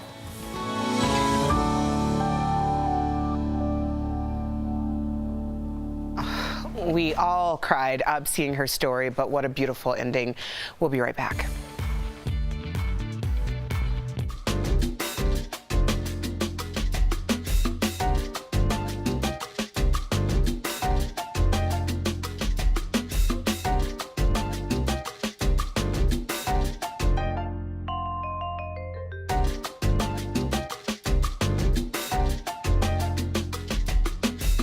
All right, what's up, guys? I'm gonna read some comments right now. Jason Anderson, I hope this isn't from an old one, but I'll read it anyway, says, looking fit, Joel, good luck. I can tell you from a first-hand perspective, Joel's been training for this. He looks great. He's lean, and I think he's in shape. What I'm telling him to do is focus. Now, this is always advice from a guy that doesn't have to fight. But here's what you should do. No, but I think the adrenaline's going to be going. So he has to recognize that walking out there, because a lot of guys gas. They say this happens in the Super Bowl a lot, and those are world-class athletes. It's a Super Bowl, somebody famous just sung, 150 million people looking, and all these athletes get so hyped up, they gas out early. So the thing is, he's got to control his emotion, his adrenaline, let the other guy tire out, and then Joe go in for the kill. Good luck, brother. We have, let's see.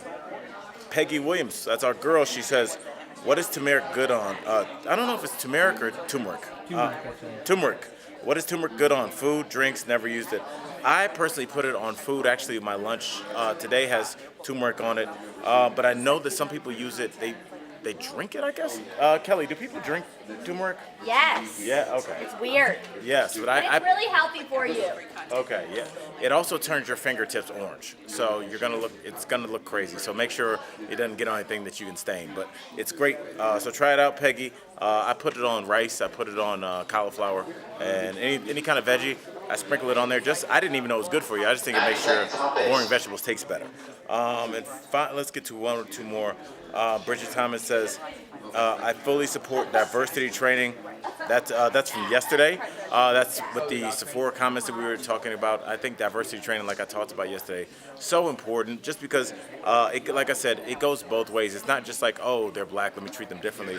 I think as a black man, if somebody came to a store I was working at and they were blind or they were deaf or they were in a wheelchair, I might treat them differently, not in a bad way, just because I might be overly accommodating. But even though I might have good intentions, making somebody feel different is not a good thing. So I would appreciate that training just so I can deal with everybody that walks to that door and make sure they buy lots of stuff so I can get my commission check.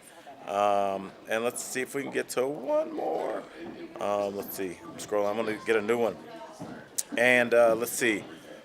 Michael Loveland on YouTube says, one should exercise to their individual limits and totally ignore studies. Applying the general to the specific is usually a mistake. Michael, I'd agree. I think that study's just like, hey, man, get off the couch. So it sounds like you're already doing that. Thanks, buddy.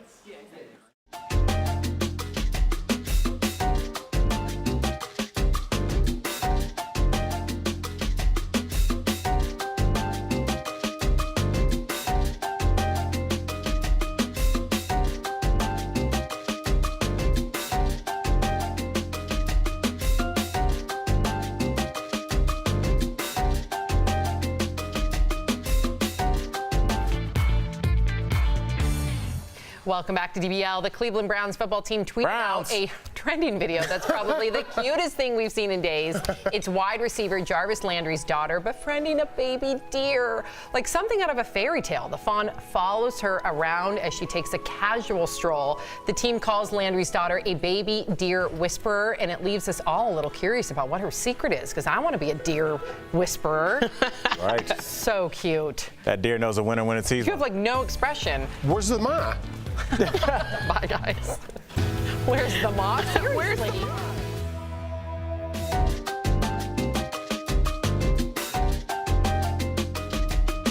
Guys, Kelly Schubert here with the DBL digital team. I'm tracking all the breaking and trending news, so I did want to bring you a breaking news update. We are still remembering those who died in the Virginia Beach shooting this weekend. The issue right now is they're still searching for a motive. We don't really want to focus on that here at Daily Blast Live, just because thinking about the motive brings us back to thinking about the gunman, if that makes sense. Offices are reopened again at the Municipal Center, so reality has checked in. Another shooting, 12 people dead, and now we just have to move on. It's a really sad situation, but I do want to bring you that breaking news update. So that's what's happening now. If you have any thoughts on this, please write me in. I'd love to discuss this with you.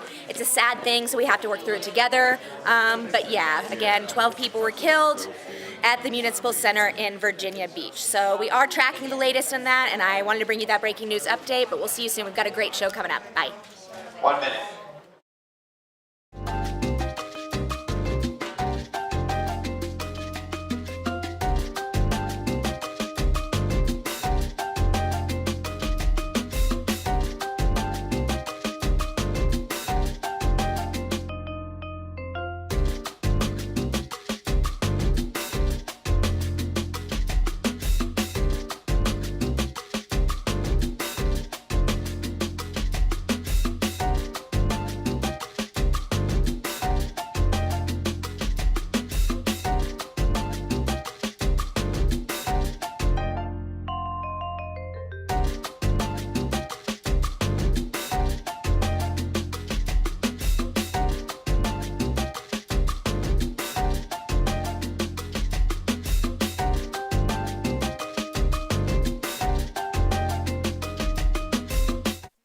This is Daily Blast Live. We're talking about what you're talking about. Because everyone's talking about this. Always live, always real, always unpredictable. You are totally off base here. Log on and join our live conversation. I can't believe I'm saying this.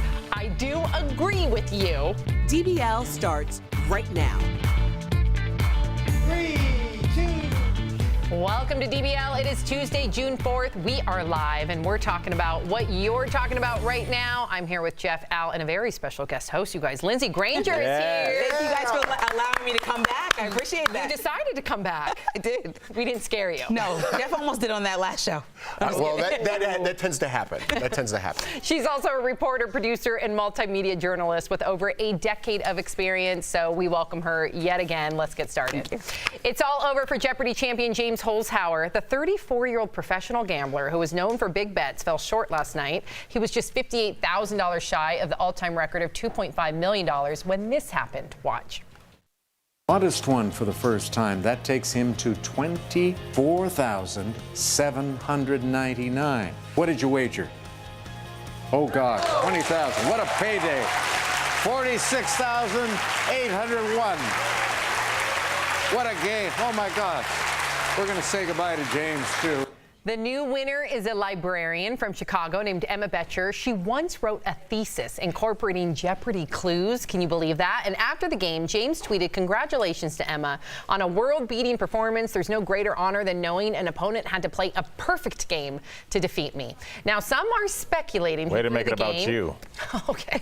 Some are speculating he threw the game, but James says he knew he could only win if Emma missed Final Jeopardy. Yes, Al? I just thought that was like not a very contrite It's like, hey, you need to be perfect to beat me. How about just saying, great game, good luck in the future? But he's a statistics guy. He knows the odds of beating him, and you have to play a perfect game, and he's telling her just that. That's how I got it. I don't know. That just came off a little wrong in my ear, but I mean, he had a good run. The story should be all about Emma. She won the game. She beat him. That's it. Not how he lost. He lost. Do you think she wrote an entire thesis on Jeopardy? That's a lot of research. She could be just as good as he is. I mean, she beat him. Do you think he threw the game, as many are speculating? No. I think he wants to be the champion. I think he's smart enough. I think the numbers, if you add them up, were the right numbers. It was the right play for him to bet low, hoping she would lose, and then he would have won the game if she didn't answer right. So, I mean, as much as I'd like to think that he went to, where do you even bet that? Vegas. What if he had the right numbers in Vegas, he could have waged that bet? You don't know. Dude, yeah. He already won $2.5 million from Jeopardy. What else You could bet that in Vegas if he's going to win. You can bet anything in Vegas. The show's pre-taped. I don't know if he was plus 300 to win again, which is that means you lay 100 to win 300. So,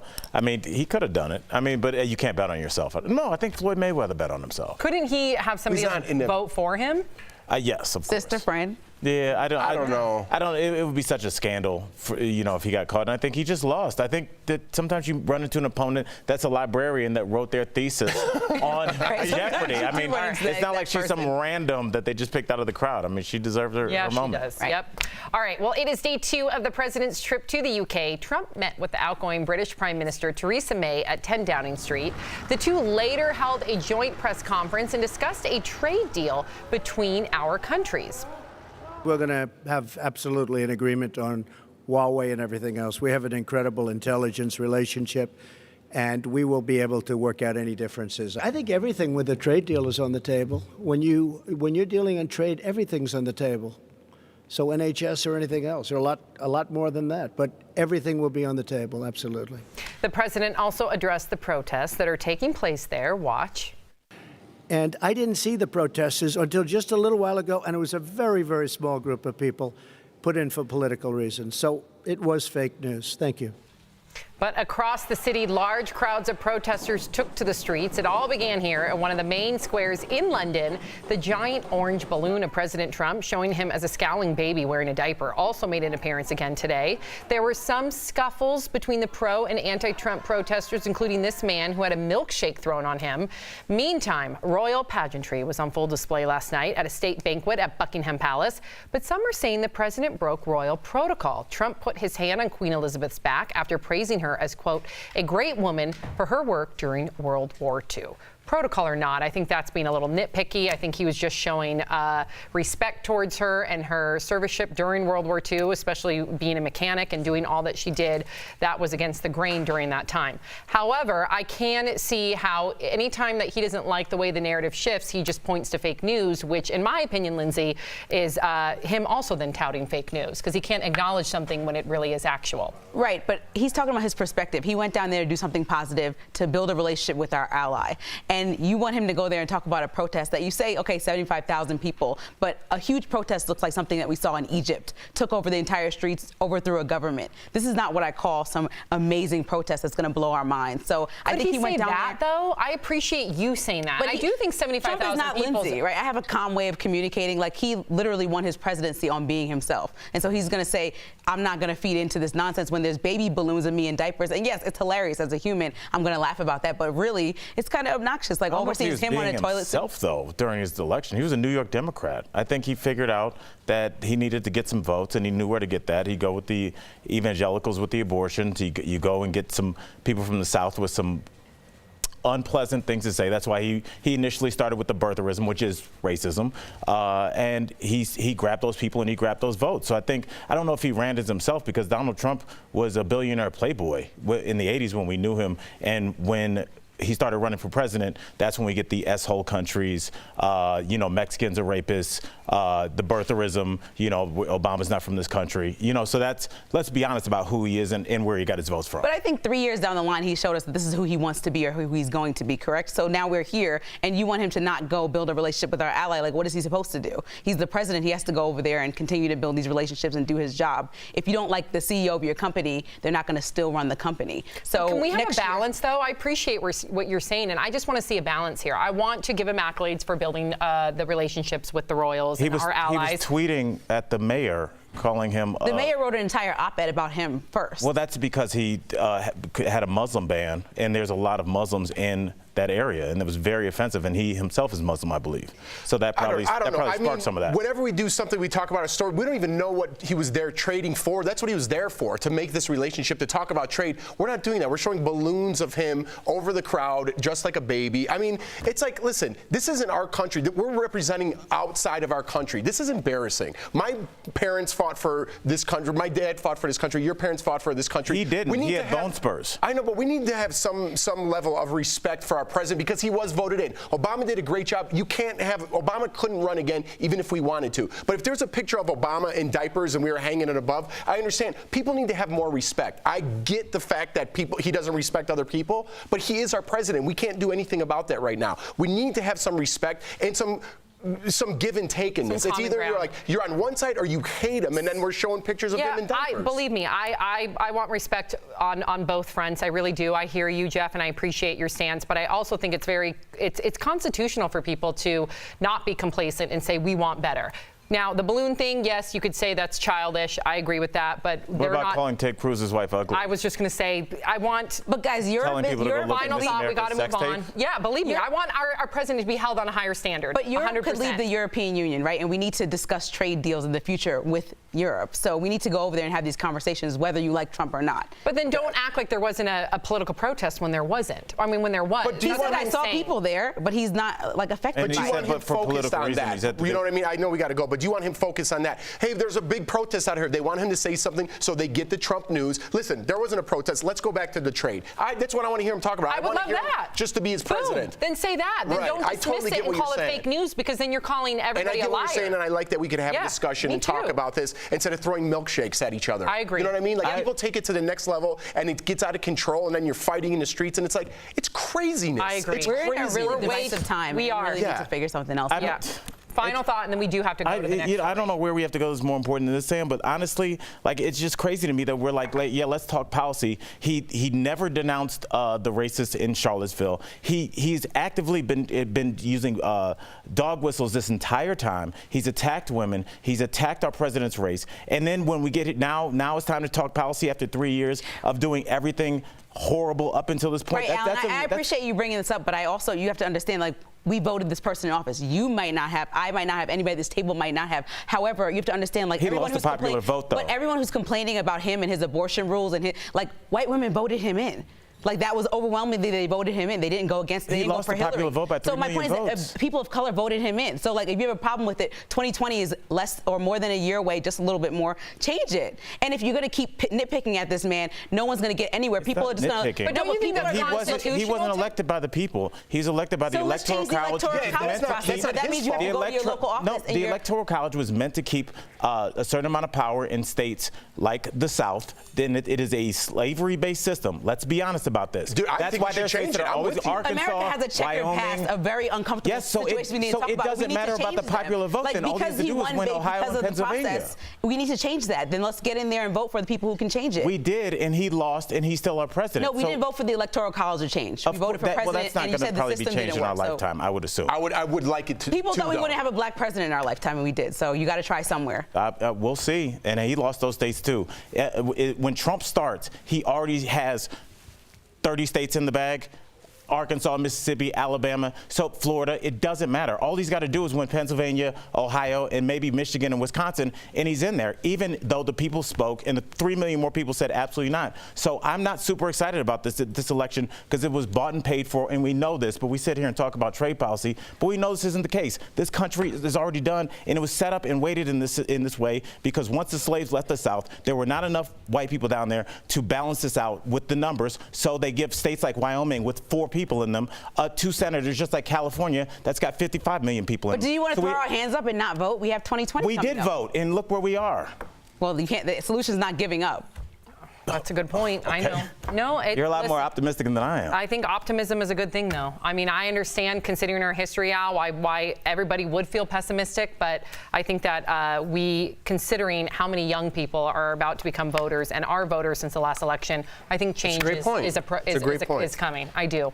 DBL's Live will bring you breaking news as soon as it happens. Coming up, Lori Loughlin's strategic defense will tell you what her lawyers could explain to the jury to save her from prison. Plus, is Queen Elizabeth sending out secret codes with her handbags? The surprising theory that's got royal watchers buzzing. And you, the viewer, are our fifth host. Should parents have to ask their child for consent before changing their diaper? One expert says yes. Your comments about that coming up next. Hi, DBL Nation. Kelly Schubert here with the DBL Digital team. Let's go to the desk and continue chatting about this. Hey, guys, you want to keep talking about this? Yes. This is so good. By the way, this we did show the trade thing first. I don't think it's fair to say it's not good for us to show the protest. Also, I think that a lot of what's the protesting that's happening is, what are they protesting? Oh, can you be on this? Is this okay? It's fine. I just noticed a ton of signs protesting climate change and his rule on climate change. And they're protesting really important issues, these people there. And I think it's very relevant for them to protest. And I think it's relevant for us to cover it. It's news. Yeah. We started with the trade thing, by the way. It is I know, global. but then we start with the trade thing, and then it's 4 stories down. And of course, we're not going to talk about trade thing, but it's important to talk about him as a balloon. He's saying in the protest, the picture that we saw, people are going to remember the baby balloon. Listen, I think, yes, we're going to show that because some people are going to see it as people. But it's just like clickbait to me. That's fine. We could show it. I don't care. Maybe I'm and that's one point of view, which a lot of people are going to agree with you on. What were they protesting? A lot of people were protesting his Islamophobia, Things that Al was talking the things that Al was talking Climate about. change. And because those images came up, we were able to have a really, in my opinion, nuanced conversation. I mean, about the electoral vote, about our history in this country and why it was created to further enslave certain individuals so that they couldn't have the opportunity to influence elections. Because once all the black people migrated and went to Chicago, Detroit, Cleveland, all those places like that, the South was left with nothing. So here come the Jim Crow laws. Yep. Here come all the, and that's what, and we're still It's dealing some things with that are that happening today. with redistricting right now. I get it. Right. You know, I totally feel you. And as an African American woman, I understand that our history of this country is really uncomfortable. But it's like by not voting is the exact thing that so many African American people have done because they don't care about and don't think the system affects them You feel like positively your at all. hands are tied. And that's why we always end up in situations like we did have Obama just a couple of years ago. You know, you have to remember that. Like, yes, Trump is the answer to Obama, but there's still more to come. So if people felt like Obama was extreme and you feel like Trump is extreme, hopefully somebody that comes in will just listen to both sides and it won't become the Republican Party against the Democratic Party. We get nothing done. Literally, we have done nothing on gun control. We have done nothing. We literally just have Nancy Pelosi arguing with Trump and that's the end of the story. Yeah. Every time.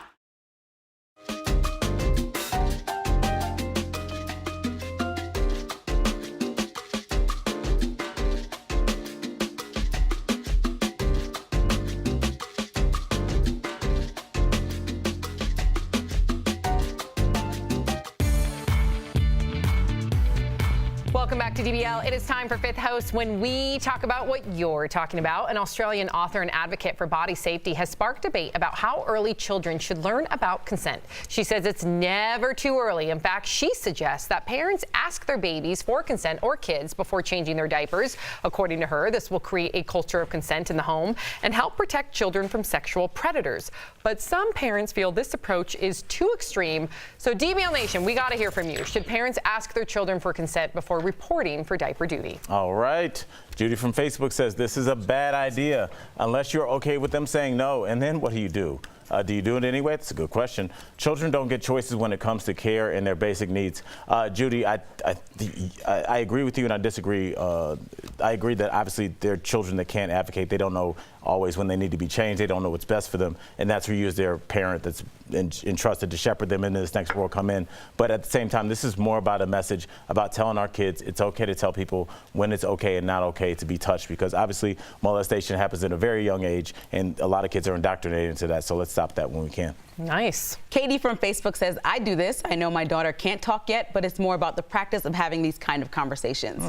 And I appreciate having a conversation with your kid. I don't have any kids yet, but I think that an infant it's kind of like a lot to ask them if they want their diaper changed. I hear you, but also a 2-year-old. I have a 2-year-old who's still in diapers, and it's quite average or quite common for a child to be in diapers all the way up until sometimes 3 years old. She can speak in full sentences. She can tell me when she has an owie from a diaper rash down there. Right. So I think we have to remember that 2-year-olds and sometimes 1.5-year-olds are very much aware, and so I'm kind of for this. All right. Alyssa from Facebook says a toddler's favorite word is no, so they're going to walk around with stinky, saggy pants and a diaper rash. This is ridiculous. Yeah, that's true too. Alyssa, I'm with you on this one because my child, I have 2 children, and my oldest son Lawson's running around with a stinky, saggy diaper. Guess what? Whether he says no or yes, I'm changing him. So I get where this comes from. I love the concept, and I like this towards strangers or maybe, you know, an estranged uncle or something like that. Everyone knows where I'm going with this. Yep. Right. But as a parent, you're going to teach them no is yes because guess what? You're getting your stinky diaper changed. Yes. I understand that too. Michael from YouTube says kids might have their diapers changed by people other than their parents, and this is a great tool for them to know if they have been violated. See, I don't think we need to be so extreme. I think we can take a little bit from like what Jeff is saying, from what Lindsay's saying. I definitely agree with what Al is saying. I think it's important to just have the vernacular with your child so that they do feel comfortable speaking out if they feel uncomfortable. But I don't think it means that they don't get their diaper changed all day and Sophie has a stinky, saggy diaper all day. They make the decision. No, Mom. You're changing your diaper, girl. All right. Tom from Facebook says, don't change the diaper and watch the Child Protective Services show up and haul you away and scream, my child didn't consent. Tom, that's funny. I mean, I understand what you're saying, but this is about the conversation. We just want to talk to our kids and make sure they can advocate for themselves, or at least get used to having people ask, can I touch you here? Can I do this? Because their bodies will be touched in ways they like and in ways they don't like, so we need to start that early. Nanika from Facebook says, I always tell my son, diaper change before I go for it and change him. See, there you go. She's That's not really asking, way. but she's kind of like putting it on the table for the child to know. You told me something fun that you give your daughter. Choices. Right, the choices. But the choice is like, you have to basically do this, but in a nice way. Yeah, it's manipulation, let's be honest. But yeah, when I change my daughter's diaper, I first ask her, can I change your diaper? And if she says no, which is 99% of the time, I say, okay, how about we change Minnie's diaper at the same time? And she gets excited about it and she says yes. So I think there's way to again introduce the vernacular without it being so extreme, right? Of course. No, the concept is great. The concept is great, but people are going to take it to the extremes. Always. But yeah, of course. Welcome to the world. Yes. Coming up on DBL, and thanks for writing in. We love hearing what you have to say. A dog's inspiring story of rebirth that emerged from the flames of tragedy. We'll tell you who gave her a second chance at life later in Heart Threads. But first, easy ways to manage your daily stress. The flower you should literally stop and smell. Ooh, that's coming up next. You guys, DBL Nation, I've been getting a couple challenges. How fast can you do your makeup? And today we're gonna find out. So I'm gonna start right away right now with a little bit of Tatcha Eye Pro Cream. This guy is going to help for brightening. This is what I use every single day instead of a concealer. It's gonna make sure that I look nice and awoke underneath my eyes. Quick and easy way for anyone at home that doesn't wanna use a concealer to still get a hydrated and brightened finish and actually get some skincare in their makeup. This isn't just a concealer, it's an eye cream once again with a tint. I wear the shade Candlelight from Tatcha Harper, but you guys let me know what you use. Now next, I'm going to use Kosas Facial Oil Foundation. This is amazing if you live in a dry climate like myself here in Colorado.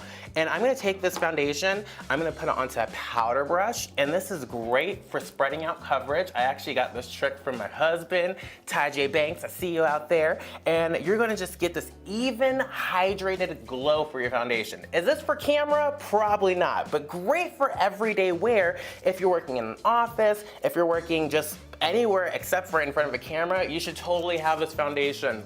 I got this about 3 weeks ago and it stays on my skin all day. And notice I'm working with makeup all day as well. I get hot, I get nice and warm through the day, I'm moving around, and still this foundation goes all over my skin beautifully. I barely even have to look at it and it looks like butter, guys. So that's gonna be my Kosas Foundation Oil. Next up, I'm gonna take a little bit of a loose powder foundation and we're gonna blend this guy all over to set that foundation. Now, you might be asking, why are you gonna put a powder on top of foundation or on top of an oil if you're dry? I still wanna set it. I don't want this guy to move all over my skin, so the powder is going to help to make sure that it's gonna stay locked and loaded all day so I have a beautiful appearance, but I still have that smooth glow, okay? Now next here, I'm gonna take a little bit of a cream blush from Too Faced Cosmetics. This is from their Peach collection. And this is a matte cream blush to give me a little bit. Welcome back to DBL. Some days are harder than others, but before you reach for that ice cream and wine to relieve your stress, co-host Tori Shulman has some natural and healthy ways to feel better in today's So Calm, sponsored by So Clean. I'm constantly on the go, and with a lot going on in my daily life, if you're like me, it's super important to make time for yourself. Even just a few moments doing one of these activities can greatly reduce feelings of stress and anxiety. When you're stressed or low on energy and need a pick-me-up, skip the coffee and head to the gym. Just 21 minutes of exercise helps boost endorphins, which are feel-good chemicals that help you stay sharp. Another great way to improve your mood right away? Step outside. Seriously, a 15-minute walk in the sun not only works wonders for stress, it also has the added benefit of improving heart health and brain function. Finally, lavender has been used for hundreds of years for its calming effects. Just grab a bottle of lavender essential oil and dab on your wrists and collarbones, then take a few deep breaths to instantly feel more at peace. And for more ways to rest easy, call So Clean at 1-800-319-3713. I feel better already. We'll be right back.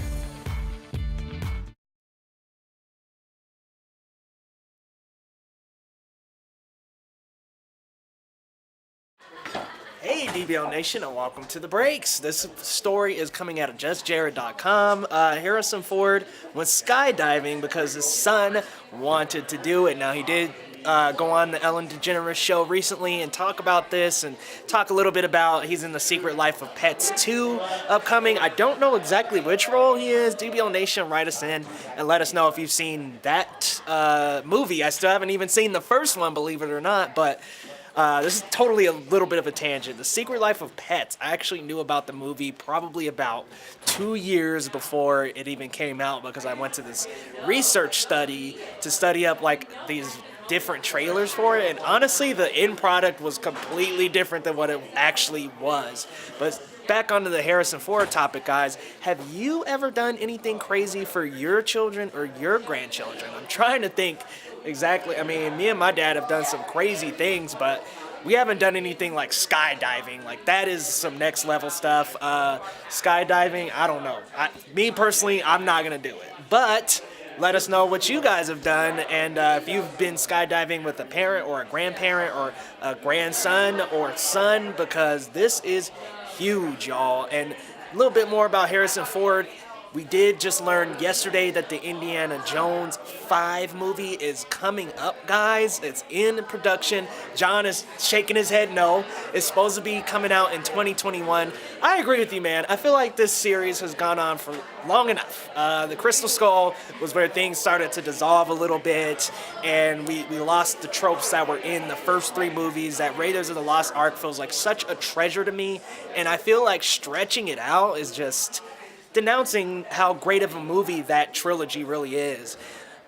I mean, we're doing this with all kinds of movies, and I know you guys have heard me talk about it like a broken record, but we are stretching movies out a little bit. I mean, he played Han Solo up until the very first revival of the Star Wars new trilogy, so it's been a lot. I mean, I just feel like he did say before we learned this news about the production, he did say that he would have been okay with Harrison Ford, or excuse me, with Indiana Jones dying. And while I do think Chris Pratt would be a cool replacement, I think it would be kind of epic for Indiana Jones to kind of like, you know, sacrifice himself or do something super brave to end the series. I mean, these series are getting so stretched out, and it's just like I was saying, DBL Nation, it seems like we're caught in a reboot, remake, and sequel loop, but I would be okay with these big, long franchises just coming to an end. I mean, Terminator Dark Fate's coming up.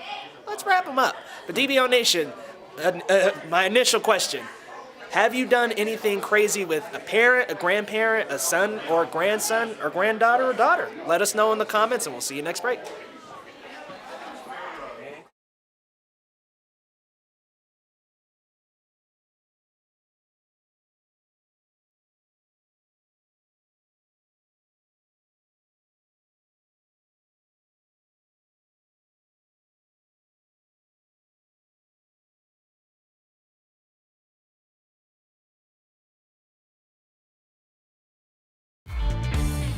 Welcome back to DBL. Every week, our puppy pitchman Roman introduces us a new dog up for adoption. But this week is different.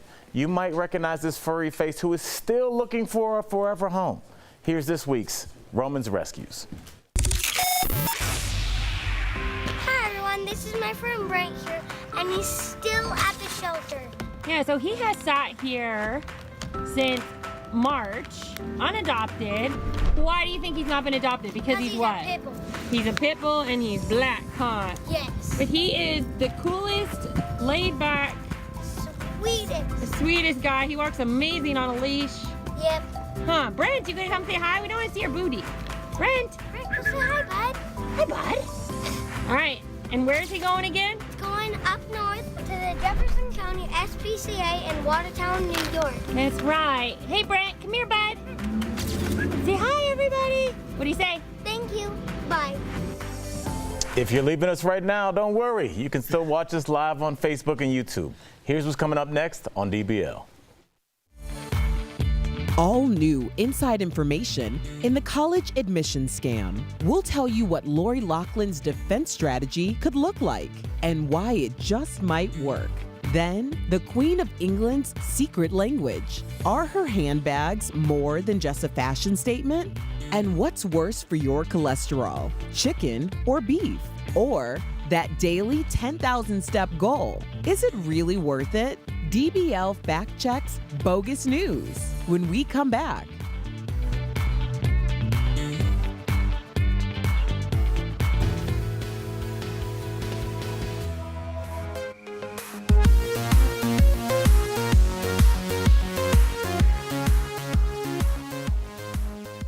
Hey guys, welcome to Double Jump. I'm Steph Jones, and today I'm going to be reviewing Elton John's Rocket Man. Yeah, I saw it last night. It was absolutely incredible. The costumes, the sets actually blew my mind. The story was very different to what I was expecting. Obviously, we've known Elton John for decades as the ultimate kind of original rock star, and he really played that role very well, but it gave me an insight into his life that I never imagined possible. The sex, the drugs, the alcoholism, the kind of self-torture of his life, it actually was quite depressing. And also, it was kind of portrayed in a whole musical format. I wasn't expecting that. If you remember the Bohemian Rhapsody biopic of Queen, where it showed Freddie Mercury's life and then him performing on stage as the music element, this was a completely different vibe. So Elton's songs were used to express different times of his life and emotions, and it was really quite heartfelt, and I was surprised at how damaged, if I can say that, how damaged he was as an artist and how his upbringing was. One thing I thought that was really interesting was a couple of the people from work I went to see the film with said they thought his upbringing was really sad, but to me, it just seemed very British. So there we go. I would say definitely go see it in the cinema if you're an Elton John fan. If you're not massively into musicals, Redbox, but I definitely think it's worth a watch. It was awesome, and yeah, come back next time for more DBL Jump. Rocket Man, Elton John, super great costumes, singing.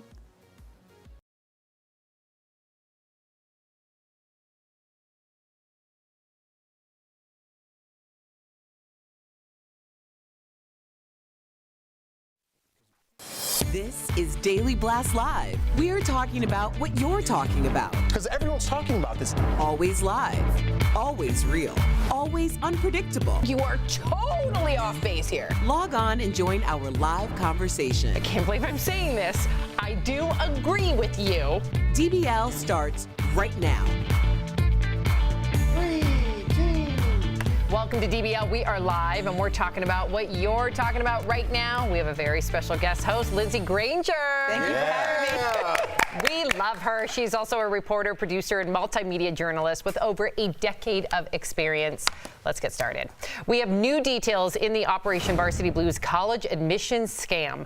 The Washington Post has a possible preview of a defense strategy for those accused. That could include actress Lori Loughlin and her husband Massimo Giannoli. Attorneys say they will argue the alleged bribes were, quote, charitable donations. Lori and Massimo are accused of passing their daughters off as recruits for the crew team to get them into USC. They're just 2 of 33 parents accused in the bribery scheme.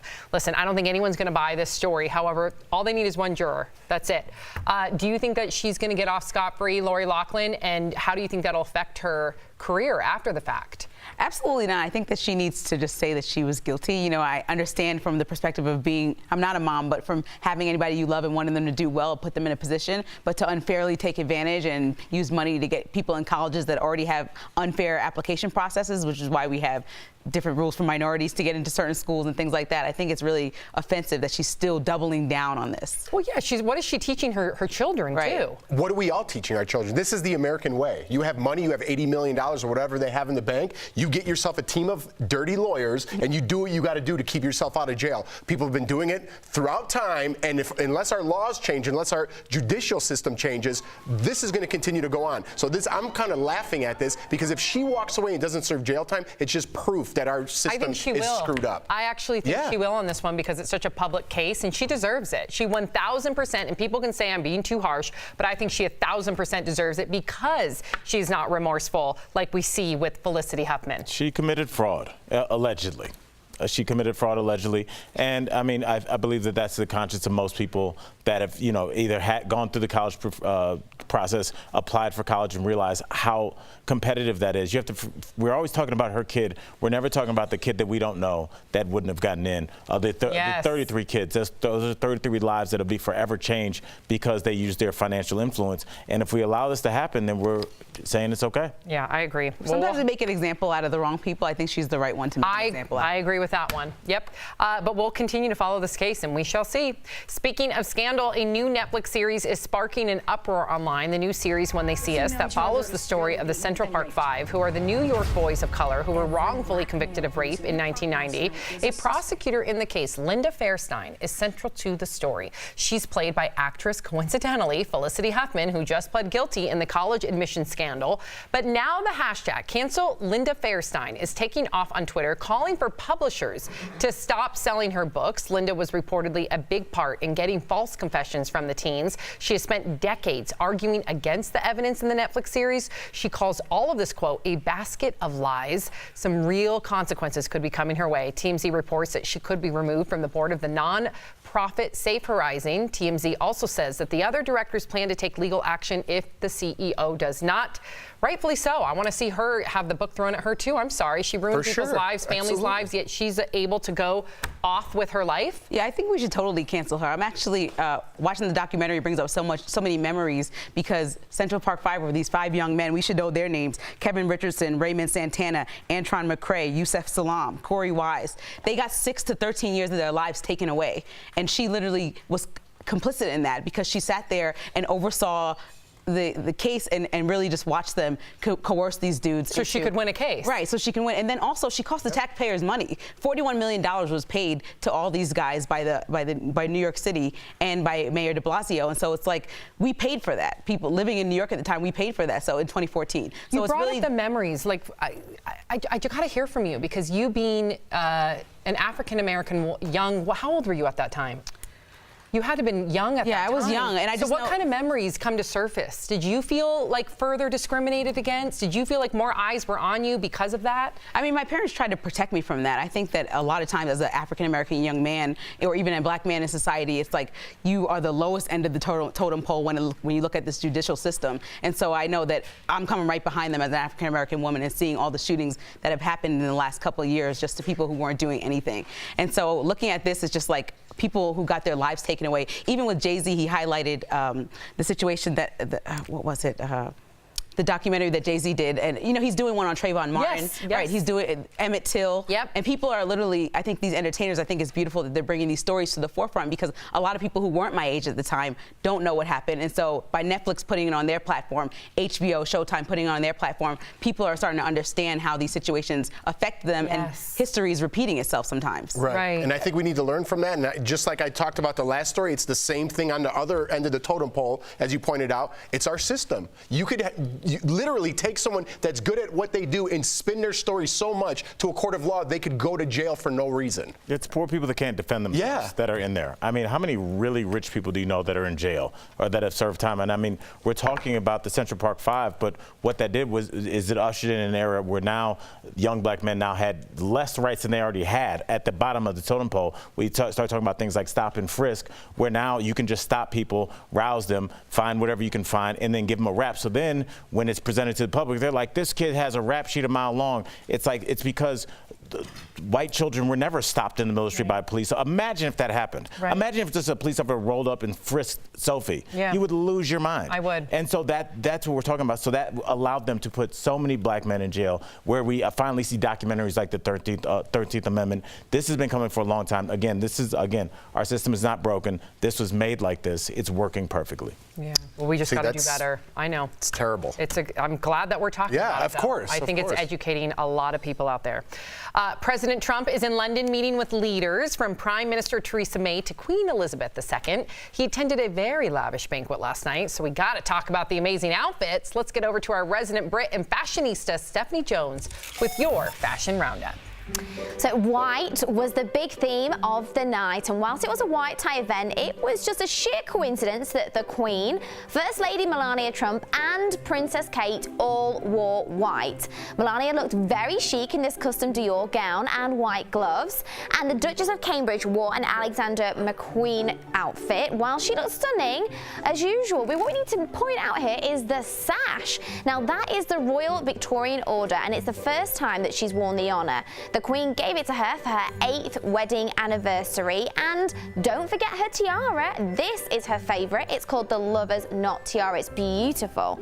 And as I pointed out, the Queen wore white as well for the occasion, but did you know the significance of her handbags? Now the Queen has over 200 of them. She uses them to communicate with her staff, so if she places her bag on the table during dinner, then she's communicating that she wants to leave in 5 minutes. If she puts her bag on the floor, then she's trying to say she's having a boring conversation and wants to be saved by her lady in waiting. So what do you guys think? Do you have any secret codes that I need to know about? No, Stephanie, but let me marinate on that one. I might adopt some of hers. Yeah. I'm not that important, but it's pretty brilliant. You're important to us. You're our queen. Thank you.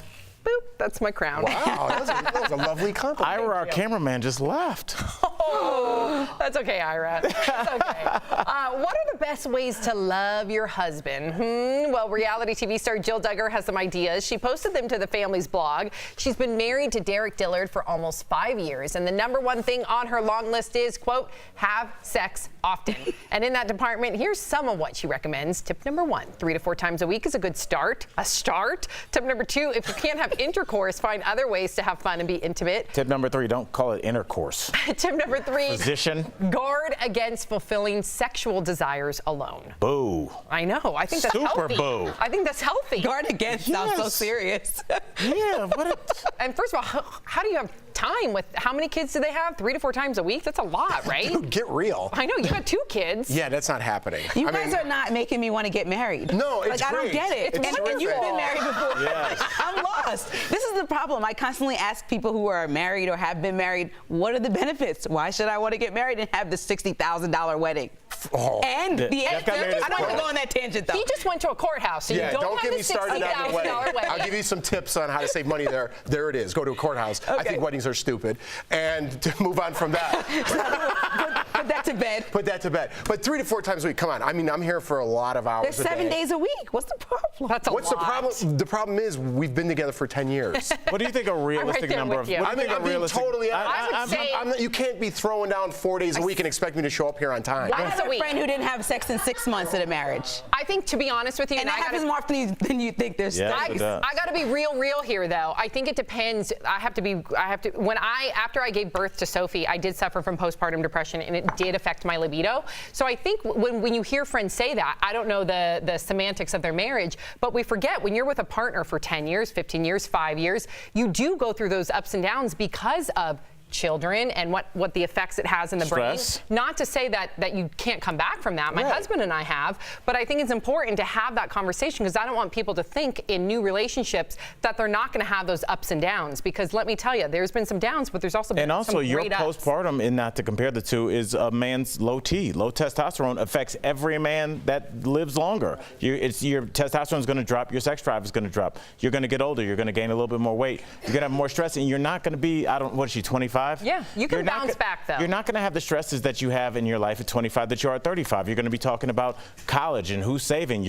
And those kind of conversations spark bickering. And when you bicker and you argue, you might not be feeling that hot that evening. So I mean, these things all kind of on the lead to it. Yeah. I really like light a Byron and Coke candle. Yes. We talked about this. Some things you can do as a guy. My suggestions, if it's not happening 4 times a week, take out the trash. Yes. Wash the dish. Yes. I cooked a whole meal. Yes. Do anything. It's so. Can I get a round of applause? She's so right. The biggest aphrodisiac is when I see my husband come in from taking out the trash. I'm like, oh, honey, looking good. Yeah, we're gonna do something. It's true. Dude, I do all those things. I know. And I'm not going. Yeah, but it's your choice. You said that's too much. Well, so. Big Jeff gets tired. TMI. TMI. Today. I heard they were both Big Jeff.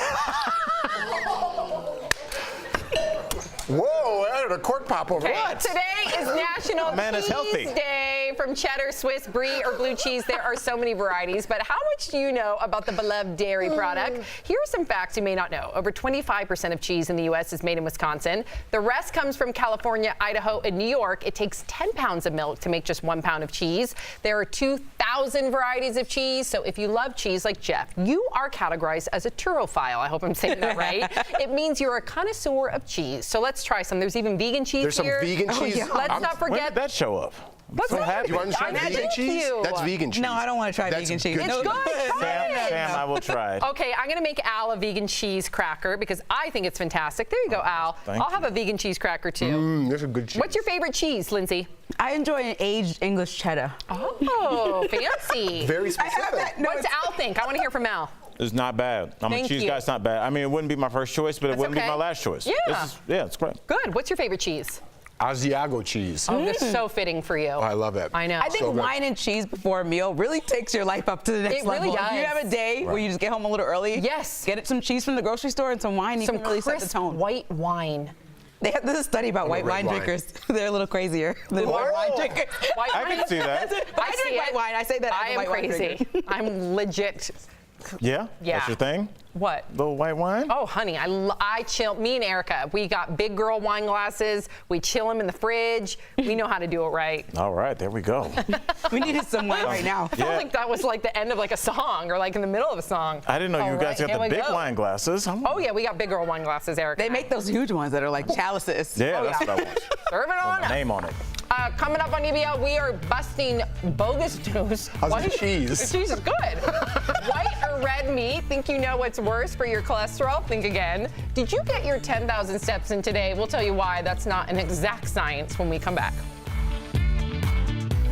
Best.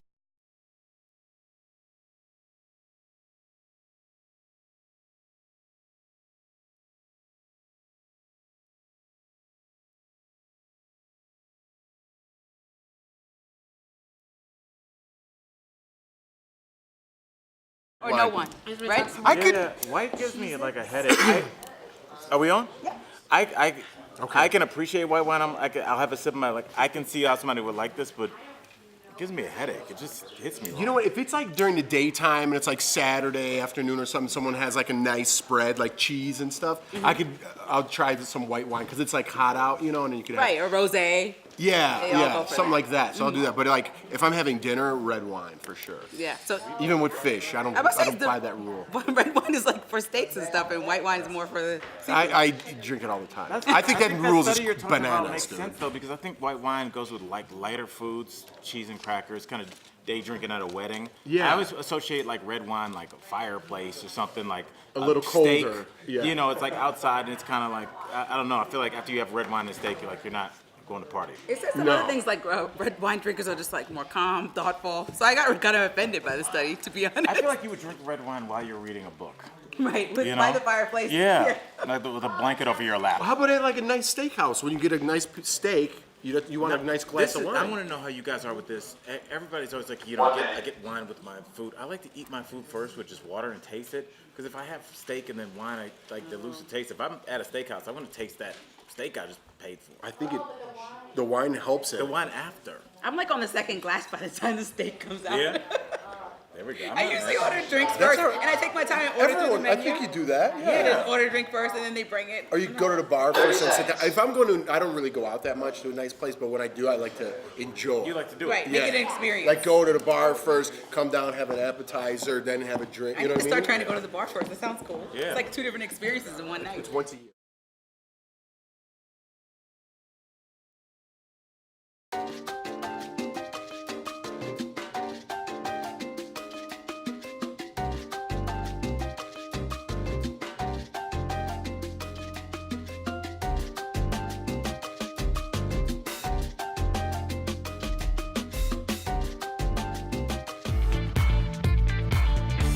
Welcome back to DBL. Just when you think you've got it all figured out, experts go ahead and change their minds. So we want to get into some hard-hitting stuff that all of us here at DBL are questioning in a segment we're calling Bogus News ? Why are we on the cover of Bogus News? Hey, I'm not on there. I know, right? Lindsay got out of it. You're good. Lindsay's good. We trust her. Anyone tracking their steps on a fitness band right now? Okay, a few. Kelly Schuberth especially. Okay, she said yes. Many of us try our hardest to take that 10 or make that 10,000 step goal every day, but a new study out of Harvard says you'll see the same results if you hit just 7,500 steps per day. And the funny thing is that 10,000 step goal we all take as gospel was actually a marketing campaign from the 60s. All right. If it helped, though, confused. I honestly think that I've noticed people in my life being more active just because of the 10,000. I think that we just gravitate towards round numbers. You look when they sell you a car, they're like it's $2,100. Just no, you know, they don't. They do like the 1999 thing. As soon as I said that, I was like, yeah, that's a terrible example. Yeah, that's a horrible example. You know what I mean? The study showed that people who do 10,000 steps have the same effects on their weight. That's not true. So, no, but it is true. No, it's not. It's a Harvard study. It looked at women in a certain age bracket. So yes, it doesn't talk about men or people who are younger, but it still looked at people and it said. We're talking about humans, though. I know, and if you take 7,500 steps as opposed to 10,000, you're burning more calories. Fine. Do you ever work out and then max the workout and continue on? And like it's like you're not losing any. Yeah, you're not losing any more Tabata. weight. Are you? You're never going to sell me on this. I'm not a fitness pro. Ever. I've been in the gym probably like 6 months ago. If you run a half a mile and then you run a mile, which one's further? Yeah, but if you run the half a mile with like a Tabata type thing where you play with Tabata. Tabata is where you play with your heart rate and you burn more calories by doing that. So you can get a 20-minute Tabata workout or a half a mile in if you're playing with your heart rate and burn more calories than a full mile where you're just putsy-dutsy. So I believe it. So I believe it. I will go to my grave never believing this. Okay. All right. Focus on your Tabata, Joe. All right. I will. We've all heard that red meat can be unhealthy, even cancerous, but now scientists believe that white meat or poultry is just as bad for your blood cholesterol levels as beef because they both contain saturated fat. I'm still angry about the first one. Yeah. I don't know. I don't know what to eat anymore. Like there's so many documentaries like What the Health and What the Health is a good one. Yeah, they just make me uncomfortable. It almost made me uncomfortable eating salad also. And I know that you're a vegan, so it's like, yeah, What the Health shows some things that are wrong with buying the bad groceries. Oh, that they have like what is like wood chips? Yeah, I know. I watched that. It's just like, what can you eat? Should I go outside and grab some grass? And it does change week to week, right? One study says that you can have red wine. The next study says that you can't. So I guess I think everything in moderation. Everything when you in see moderation, people that live take their it with a lives in grain of moderation, salt. they look like you guys. So I think as long as you And just you don't go. Oh, well, I'm You're getting looking there. good, Al. Thank you. You're looking real good. All right. Whoa. I love Al. Jeez. You give him a compliment. Wow, dropping names. Wow. Coming up on DBL, a real-life Bambi caught on camera. We'll show you more of this adorable video that will put a smile on your face. And we'll show you how a loving dog got a new lease on life after a horrible fire. Oh, Heart Threads is next. The Sun.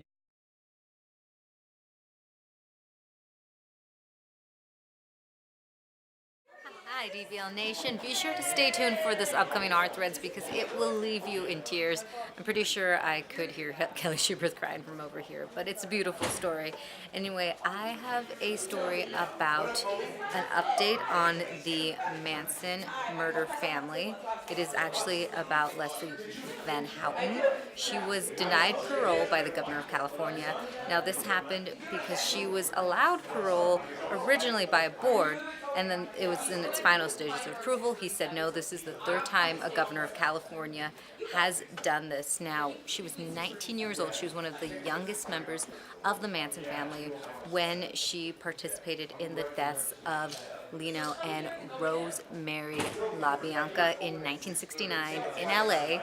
Now, she was in jail for nearly half a century, so it's almost been 50 years now since she has been locked up. She is 69 years old now. They say her lawyer said she's been a model prisoner, but the governor says she is not reformed in his mind. She still is a threat because she was an eager participant in the crime. So, DBL Nation, what do you think? Should she go free, or did he make the right call? I want to know what you think, and I will see you next break. Bye. What I went through to make this.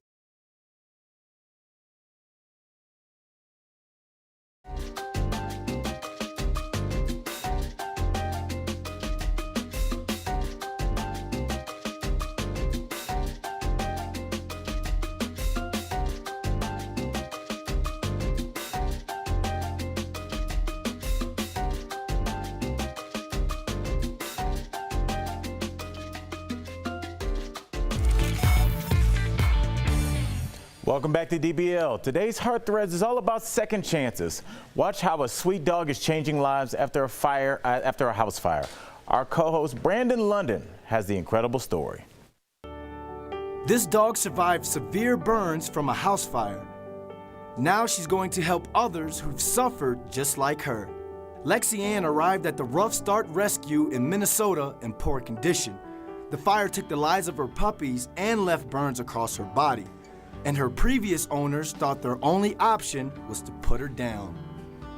But thanks to warm-hearted vets and foster care, she made a full recovery. Rough Start documented Lexi Ann's recovery on social media, hoping someone would be willing to adopt her. When firefighter Travis Oliver saw her pictures, he felt a strong connection. He drove 9 hours from Indiana just to adopt her. Now that Lexi Ann has settled in, Travis wants to train her for a new purpose, giving comfort to child burn victims on their own healing journeys.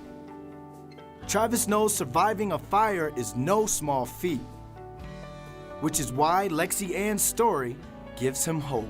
I'm sitting at work and I almost cry seeing her story. Yeah. I'm like, oh, because I've pulled dogs out that didn't make it. Yeah. And I'm like, you're my new best friend. Because I know what you're going through has to be hell.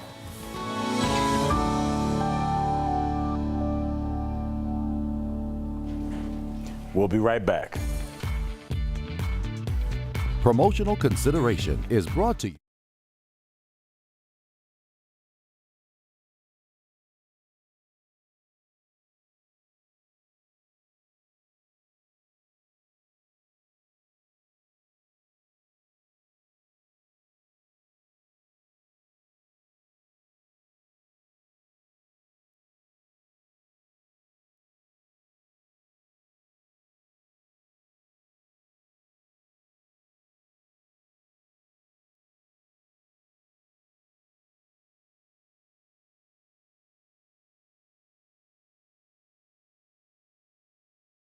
We've got a new member of the team here. Have you introduced yourself yet? Hi, I'm Roslyn.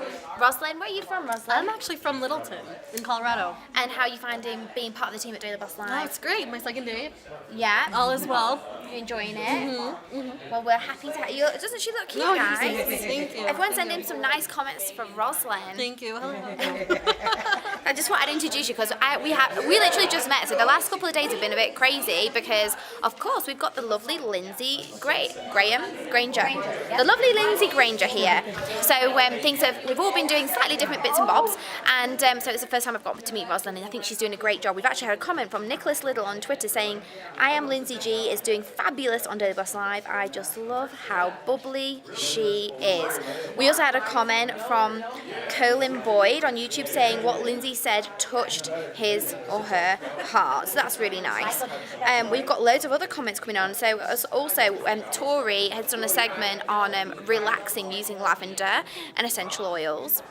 And we've had some comments on that too. So John Venturini on YouTube says, "I use lavender aftershave in the morning and it makes a difference." Okay, so with essential oils, I'm a really big believer in as many like natural, homeopathic, organic, anything that can help you like that as much as possible rather than medicine. I'm not saying don't go see your doctor. I'm just saying have a look what's out there first.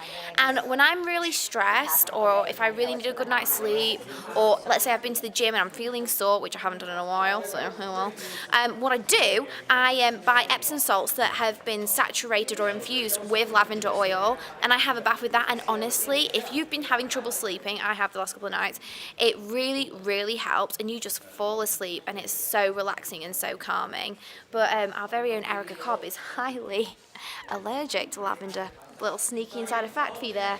I don't know what Kelly was just doing, but it looked like there was some hair flipping going on just then. What else have we got going on? We're wrapping up. We're leaving. Oh, very cute video coming up. There's a very cute video coming up, people. You don't want to miss it. And we've had a lot of comments also on the Facebook. Kelly's making me laugh, I'm sorry. The heart threads, we've had so many nice comments saying bless that guy for saving her, oh my god, the poor dog. And also Nancy on Facebook is saying heart, heart, heart, heart, Lindsay. She's not listening. I've had lots of lovely comments about you, Lindsay. People love you. Don't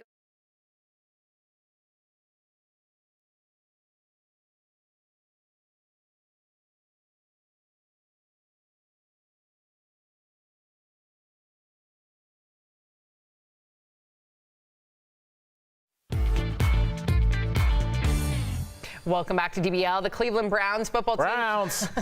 13-3. Whoa, tweeted out a trending video that's probably the cutest thing we've seen in days. It's wide receiver Jarvis Landry's daughter befriending a baby deer. Like something out of a fairy tale. The fawn follows her around as she takes a casual stroll. The team calls Landry's daughter a baby deer whisperer, and it leaves us all a little curious. What's her secret? I want to be a baby deer whisperer. She's adorable. Right. How cute that little girl is. Little kids and animals, they just attract to one another, don't they? Yeah. You see it with Lawson and Layton. I mean, that's a wild animal. I don't know why it's so friendly with people. Lost its mom. Oh, I hope not. We'll see you tomorrow.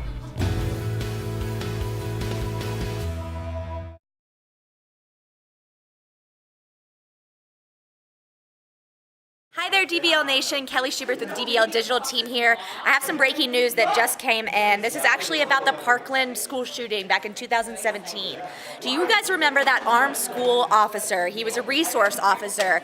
He actually did not go inside of the school and instead waited outside of the school while 17 people were killed.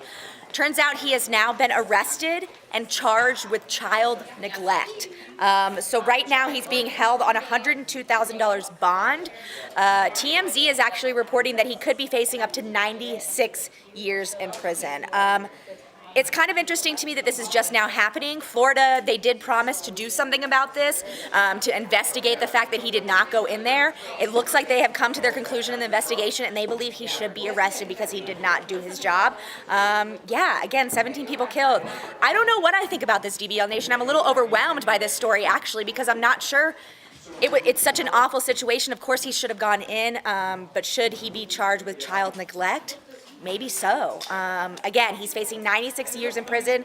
Last I checked, he is still in jail, again, being held on a $102,000 bond. So that just came across the breaking news waves. I did want to update you with that information. We have a great show coming up. I'll see you guys tomorrow. Bye.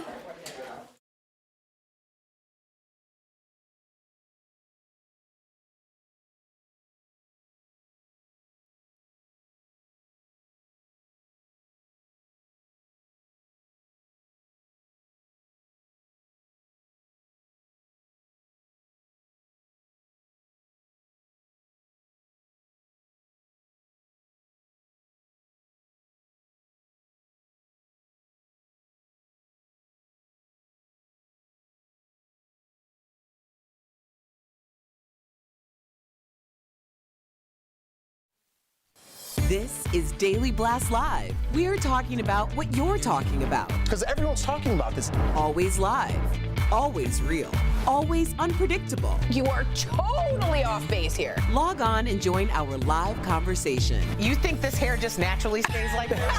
DBL starts right now. 3, 2. Welcome to Daily Blast Live. It's Tuesday, June 4th. We are live, and we're talking about what you're talking about. Right now, I'm here with Erica and Al, and a very special guest host for day number 2, Lindsay. Thanks for letting me hang out with you guys again. Thanks for coming back after doing one day with us. Yeah, I know the Jeff hour is the crazy hour. Well, welcome to it. And in case you guys didn't know, she's a reporter, producer, and multimedia journalist with over a decade of experience, so welcome back to the show. Thank you guys for having me. All right, let's have some fun. It's all over for Jeopardy champion James Holzhauer.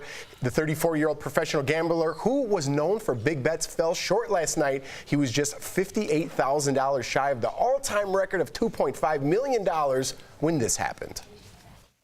Modest one for the first time. That takes him to $24,799. What did you wager?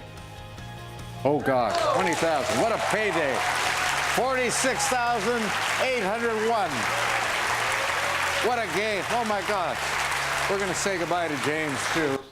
Ooh, and the new winner is a librarian from Chicago named Emma Boettcher. She once wrote a thesis, get this, incorporating Jeopardy clues. Well, that's a good one to win on. After the game, James tweeted, "Congratulations to Emma on a world-beating performance. There's no greater honor than knowing an opponent had to play a perfect game to defeat me." And now some are speculating James threw the game, but James says he knew he could only win if Emma missed Final Jeopardy. And I think that's what it came down to, but you're our go-to Jeopardy girl, Erica. Okay. What so happened? This was interesting because, of course, we all got the alert at the same time that Holzhauer was out.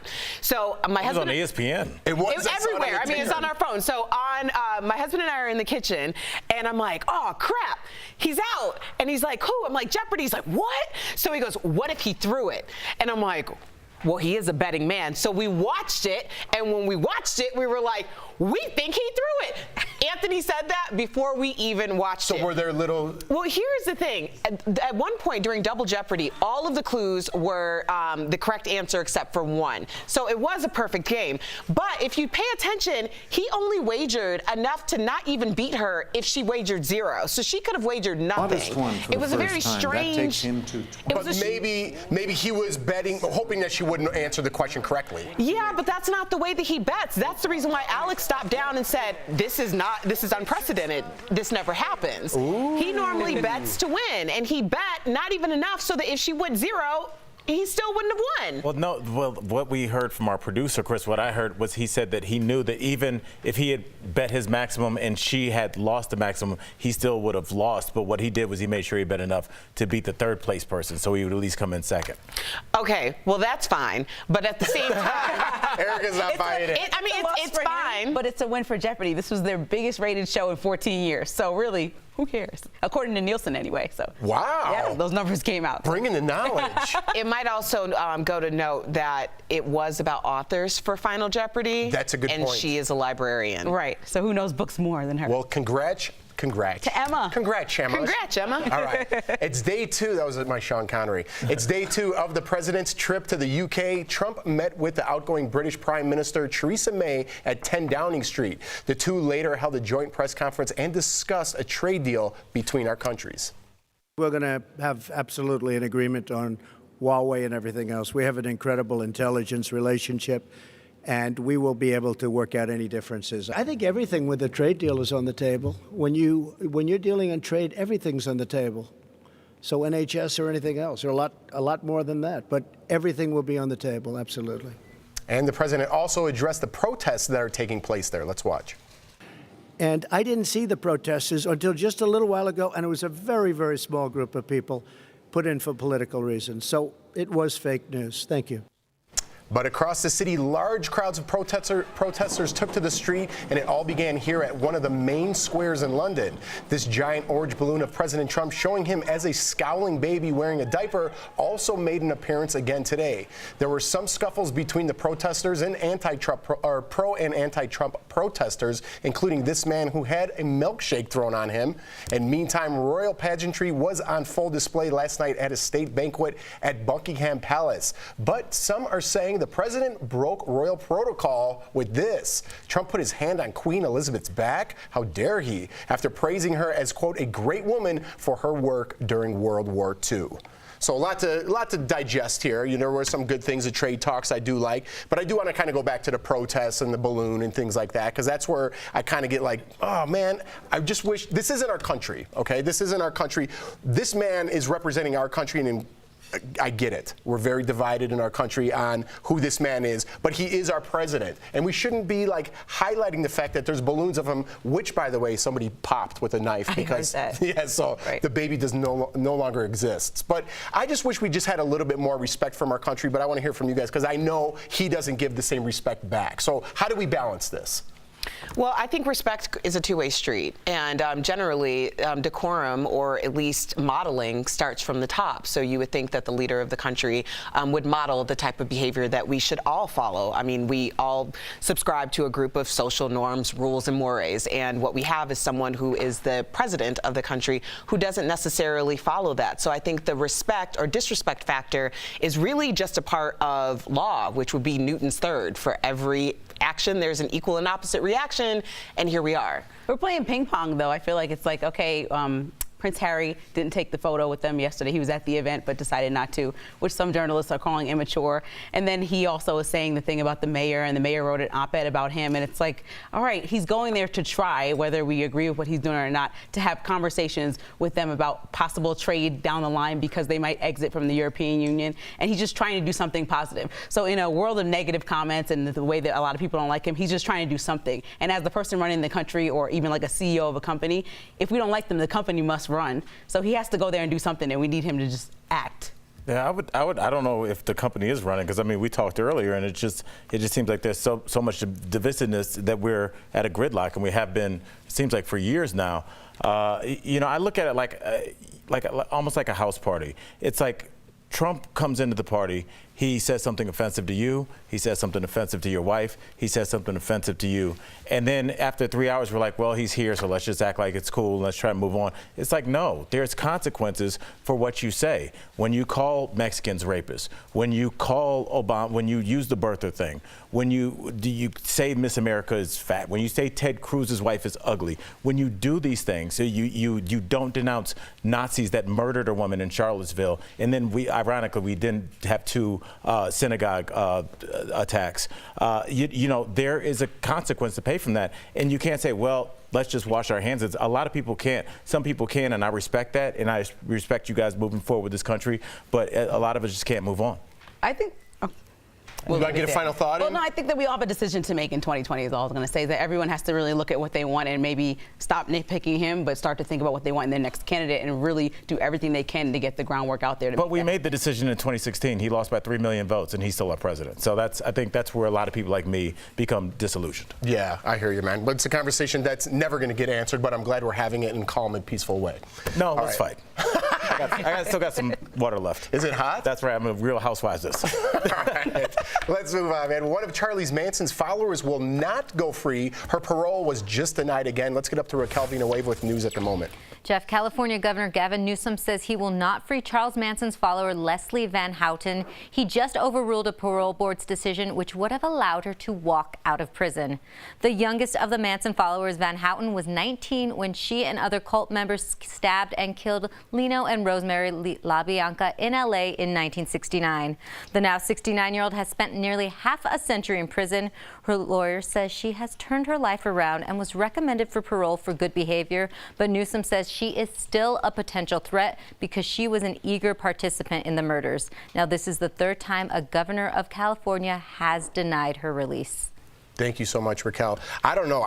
For me personally, I think she should stay in jail, especially with Once Upon a Time in Hollywood coming out. They kind of highlight, I don't know what they do, but they talk about the Manson murders and her getting out of jail around the same time as that coming out, and then she's going to find like a new fandom, so to speak. She will. No way. And people are using the idea that she got her master's or got her bachelor's degree while she was, imprisoned, but it's like she still was complicit in a lot of these murders that happened, and she also is not remorseful. Well, maybe she showed a little bit of remorse, but here we are, and we took her off death row. I think that's showing her enough sympathy. Complicit, she was a leader. Right. Yes. I mean, she was responsible for not only seeing out the acts, but also encouraging other young women to follow her. And not only that, we have to remember that the Manson murders or the Manson cult were a part of a plot of a race war. If there's ever a time to not have someone who is the leader of orchestrating a race war out on the streets, I would say it's about right now. Yeah. And if something negative happens from it, everyone who's advocating this is going to be really, upset about what their decision was. So. Let alone there's still people in jail who have done far less. I don't think nothing at all. Yeah. How about that? The leader wants that on their hands either. Exactly, yeah. So I think this is a bad move all around. Okay. I don't think they're going to let her go anyway, but I think it's a good decision to keep her in there. All right, guys, DBL is live. We'll bring you breaking news as soon as it happens. And coming up, Lori Loughlin's strategic defense will tell you what her lawyers could explain to the jury to save her from prison. Plus, it's Queen Elizabeth sending out secret codes with her handbags, the surprising theory that's got royal watchers buzzing. And you, the viewer, are the fifth host. Should parents have to ask their child for consent before changing their diapers? One expert says yes. Your comments next.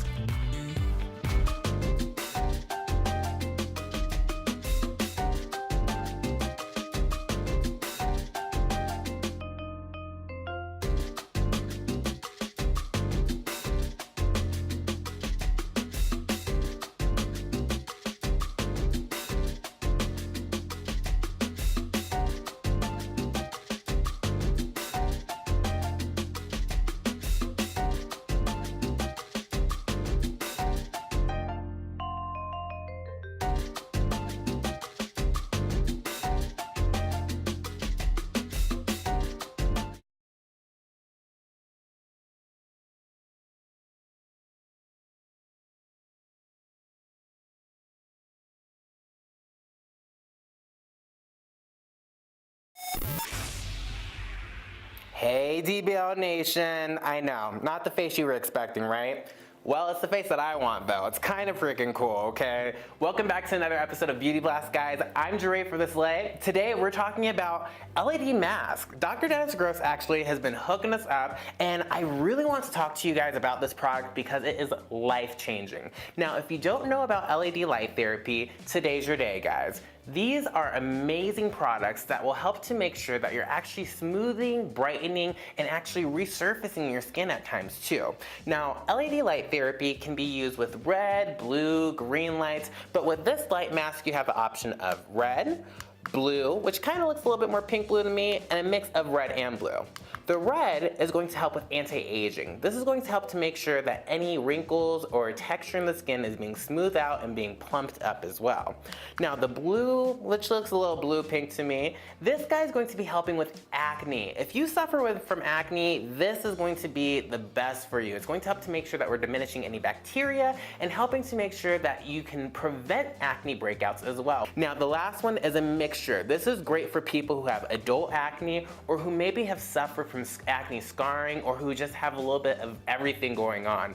This is going to be the light that you want to be on. Now the best part about this, guys, the treatment is only for 3 minutes. It's auto shut off. You put it right over your face for about 3 minutes here and relax. It even comes with a little hair pull or a adjustment so that you can keep this on your head and kind of walk around and do whatever you need. Now, welcome back to DBL. It's time for Fifth Host, and we talk about what you're talking about. An Australian author and advocate for body safety has sparked debate about how early children should learn about consent. She says it's never too early. In fact, parents should consent their babies before changing their diapers, or get consent, I'm sorry. According to her, this will create a culture of consent in the home and help protect children from sexual predators. But some parents feel this approach is too extreme. So DBL Nation, should parents parents ask their children for consent before reporting for diaper duty.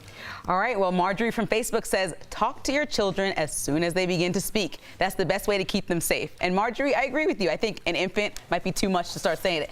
Wah, change your diaper, yes or no? But at 2 years old, when they can say, I don't feel like Uncle John, we keep using John, no disrespect to John. Yeah, but, lots of Johns turning off the channel. When they can talk, maybe have a conversation. But. Right, I'm with you on the stranger thing or someone they're not familiar with. Right. All right, Gina from Facebook says, I think just by saying, come on, let's go change your diaper is enough to begin a conversation about consent that toddlers can actually understand. I'd agree with that, Gina. I think that you are approaching a subject and what the kid is going to eventually realize is like when you do use that language that they are going to have clothing removed and they are going to be touched in sensitive areas. So I think you hit it right on the head. Anna from Facebook says, maybe not consent for parents, but yes for everyone else when the child is old enough to know the difference. Anna, I think that the difference really starts with the parents, and they're the safe zone, so the parents kind of have to start that discussion and that practice. When I first learned of child molestation, I was about 6 years old because my brother was in a preschool where an incident was reported, and therefore we started talking about good touch, bad touch. So I think a lot of times when people say that, this age is too young, sometimes kids find out or parents find out that their child has been a victim because they're nonverbal and not able to communicate what's happening to them. Wow. Candace from Facebook says, I ask my son every time. For me, it's a matter of building trust and respect. Candace, I hear you. And, I think this is a great concept, like we talked about earlier with Lindsay. I think if you're not familiar with someone or your child's not familiar with someone, this is a great way to start about consent. But as a parent, it doesn't matter if he's saying yes or no, that diapers are getting changed. Yes. You know what I mean? Anna from Facebook says, if the child can comprehend consent, then yes, you should discuss and establish boundaries. And that's basically what I said earlier. I agree, Anna. Ooh, everyone agreeing with you, Linz. All right. And Janet from Facebook says, craziness. I guess you could tell them you're changing their diaper, but ask. Come on. Janet, I think when we see studies like this, the problem is the way that they're worded, people read it, and it's I'm not asking a 1-year-old. I think if we started it with a clearer language, just saying, hey, this is about you talking to your kids and letting them know that there will be certain authority figures that can remove their clothes and touch them certain places and those that can't. I think that's one that we could more get on board with. But when you word it like this, I think people just would read this article that a lot of people could get down with, but they'd just be like, I'm not asking a 1-year-old. Yeah, the headline looks crazy, but the story, the depth of the story. The concept's great, but people always take it to the extreme. What a crazy world we live in. All right, now to some entertainment news. We're getting another exciting look at the live-action remake of The Lion King. Stephanie Joes has a sneak peek coming in hot. So you guys have to see the new trailer for The Lion King, and if you listen closely, you might just recognize a familiar voice. Check it out. Simba, you have to take your place as king. Come home. We're here! Oh, everyone calm down, we're here. The backup has arrived. Yep, that was Beyonce narrating. The Lion King opens in theaters on July the 19th. I need to know, will you guys be watching? Ooh, I definitely will be watching, Stephanie. I can't wait. This is the first movie, I've been saying it for a while, that I'm going to bring my son to. So we're going to see how that goes, but I'm excited about the movie. I liked Aladdin. I'm excited about this new remake. You saw Aladdin? I did. I know people were hating on Will Smith as the genie, but I really appreciated it. Yeah, I think people attacked it before they even saw it. Right, they just saw Will Smith in a funny context and just made fun of him. My buddy Eric Andre is in this movie, so I can't wait to see it. He's one of the hyenas. Oh, nice. Yeah. It's awesome. That's pretty cool. All right, I can't wait to see it myself. Coming up on DBL, a dog's inspiring story of a rebirth that emerged from the flames of tragedy. We'll tell you who gave a second chance at her life and later in Heart Threads. But first, easy ways to manage your daily stress. The flower you should literally stop and smell. Next.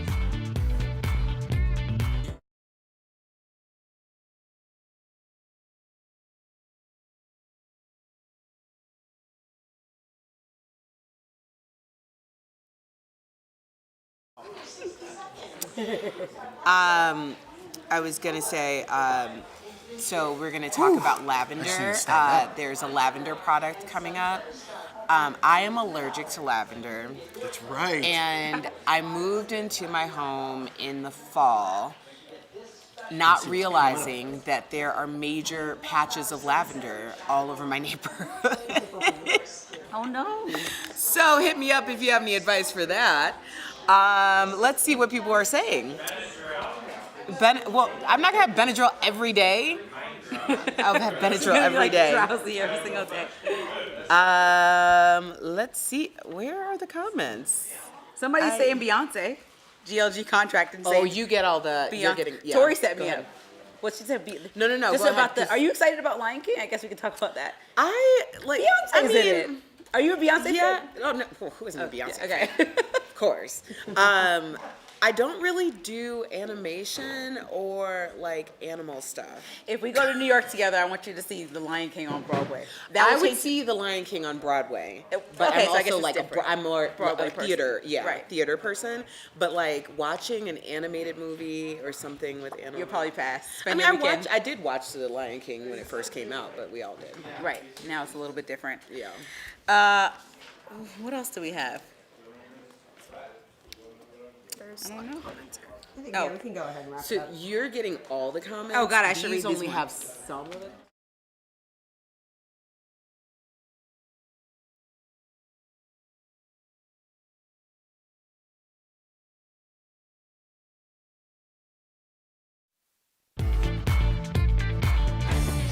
Welcome back to DBL. Some days are harder than others, but before you reach for that ice cream and wine to relieve your stress, co-host Tori Shulman has some natural and healthy ways to feel better in today's So Calm, sponsored by So Clean.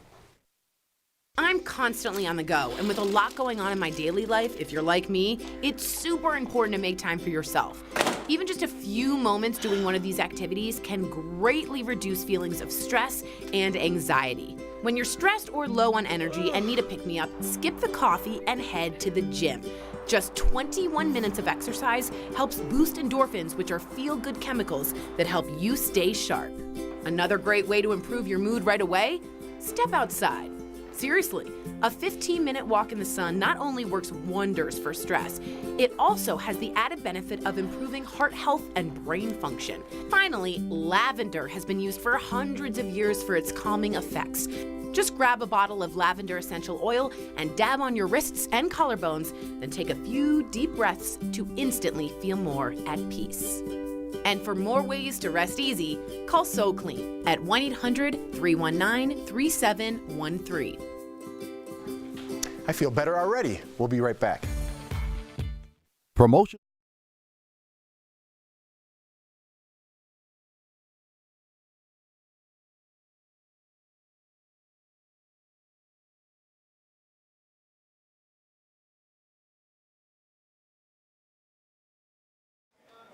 Hey, DBL Nation, and welcome to the breaks, you guys. I've got a trending story right here.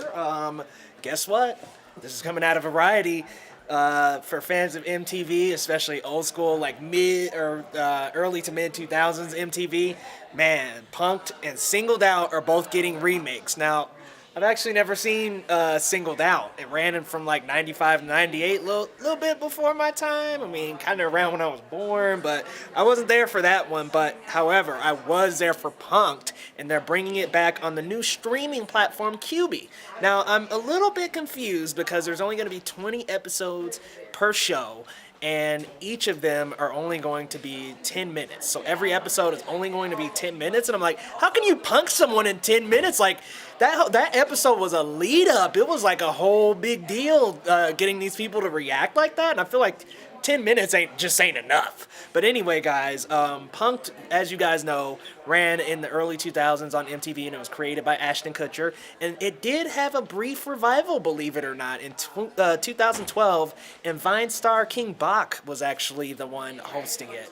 So that was a little bit of some new info. I didn't even know Punk'd came back for a little while. However, this new 10-minute format just seems just like not enough. And they did say in the new Punk'd they will be using augmented reality to help out with some of the pranks, and I can't wait to see that. But I'm just thinking, 10 minutes? I mean, DBL Nation, write us in and let us know. One, is 10 minutes enough for these episodes? Because that doesn't seem like enough. And 2, what are some of your favorite shows from MTV back in the day? I mean, I will be honest, I was just a fan of when they played those music videos for hours and hours and hours on end. I wish they would bring that back. But they are bringing, like I said, they are bringing back Punk'd, and they are bringing back Singled Out, which was a dating show that I kind of missed out on. But this new streaming platform, QB, is actually going to be running different episodes of different shows in only 10-minute formats. So every episode of series on this streaming platform is going to be only 10 minutes. Now, that just seems a little bit short, doesn't it? But at the same time, our content is evolving to where content is shorter now. You know, YouTube videos, instead of being 30 to 35 to 40 minutes, you know, we're seeing YouTube videos that are 10 to 15. So this could be a good revolutionary new format that we're waiting to see here. However, who knows, guys? I feel like 10 minutes just isn't enough for a Punk'd episode. You know, I loved Ashton leading people out into these different places and people just be like snapping, like literally being like, you know, what the heck, and freaking out, and then Ashton just jumping out Punk'd. You know, I miss that, y'all. I miss that, and I feel like 10 minutes just ain't enough time for that. But DBL Nation, you guys let us know what you think about this story and what shows you would like to see revived, and are you going to catch this show on the new streaming service? We'll see you guys next break.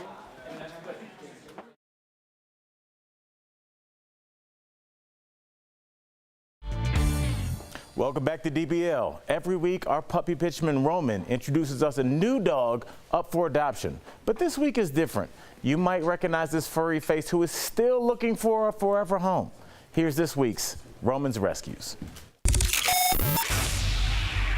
Hi everyone, this is my friend Brent here, and he's still at the shelter. Yeah, so he has sat here since March, unadopted. Why do you think he's not been adopted? Because he's what? A pit bull. He's a pit bull and he's black, huh? Yes. But he is the coolest, laid back, sweetest guy. He works amazing on a leash. Yep. Huh, Brent, you gonna come say hi? We don't want to see your booty. Brent. Brent, come say hi, bud. Hi, bud. All right, and where is he going again? Going up north to the Jefferson County SPCA in Watertown, New York. That's right. Hey, Brent, come here, bud. Say hi, everybody. What do you say? Thank you. Bye. There he goes. Roman. What a chill dog. I mean, it's like dog's been there since March. DBL, we have an outstanding track record of adopting these dogs. Let's really flex our muscle and do it. And we got to keep Roman here, man. I saw him. I was watching Animal Planet. DBL Nation was chiming in on that. Oh, really? And I saw Roman's cute face on there. I'm like, what are you doing, buddy? He was being honored. Roman's two-timing us. He's got a little special. That's right. He's doing his thing. Roman, you're our guy. All right, everybody. If you're leaving us right now, you could still watch us live on Facebook and YouTube. Here's what's coming up next. All new inside information in the college admission scam. We'll tell you what Lori Loughlin's defense strategy could look like and why it just might work. Then, the Queen of England's secret language. Are her handbags more than just a fashion statement? And what's worse for your cholesterol, chicken or beef? Or that daily 10,000 step goal? Is it really worth it? DBL fact checks bogus news when we come back.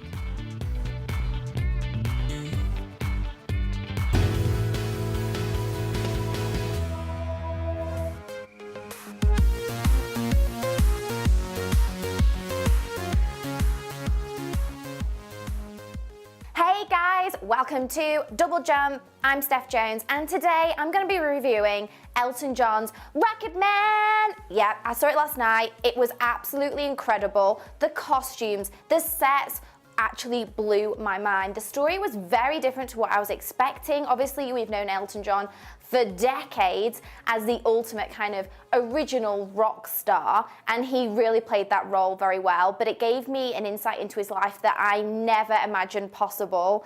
The sex, the drugs, the alcoholism, the kind of self-torture of his life, it actually was quite depressing. And also, it was kind of portrayed in a whole musical format. I wasn't expecting that.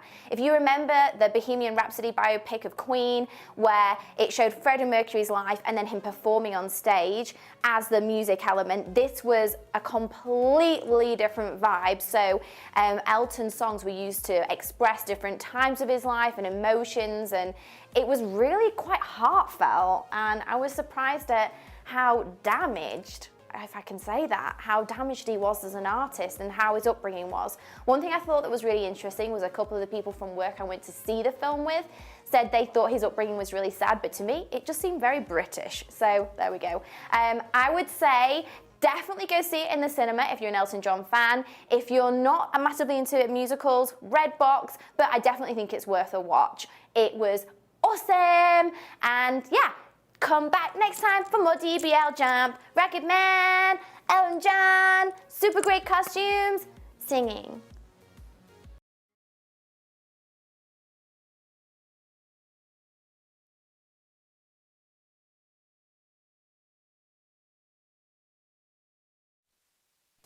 This is Daily Blast Live. We're talking about what you're talking about. Because everyone's talking about this. Always live, always real, always unpredictable. You are totally off base here. Log on and join our live conversation. You think this hair just naturally stays like this?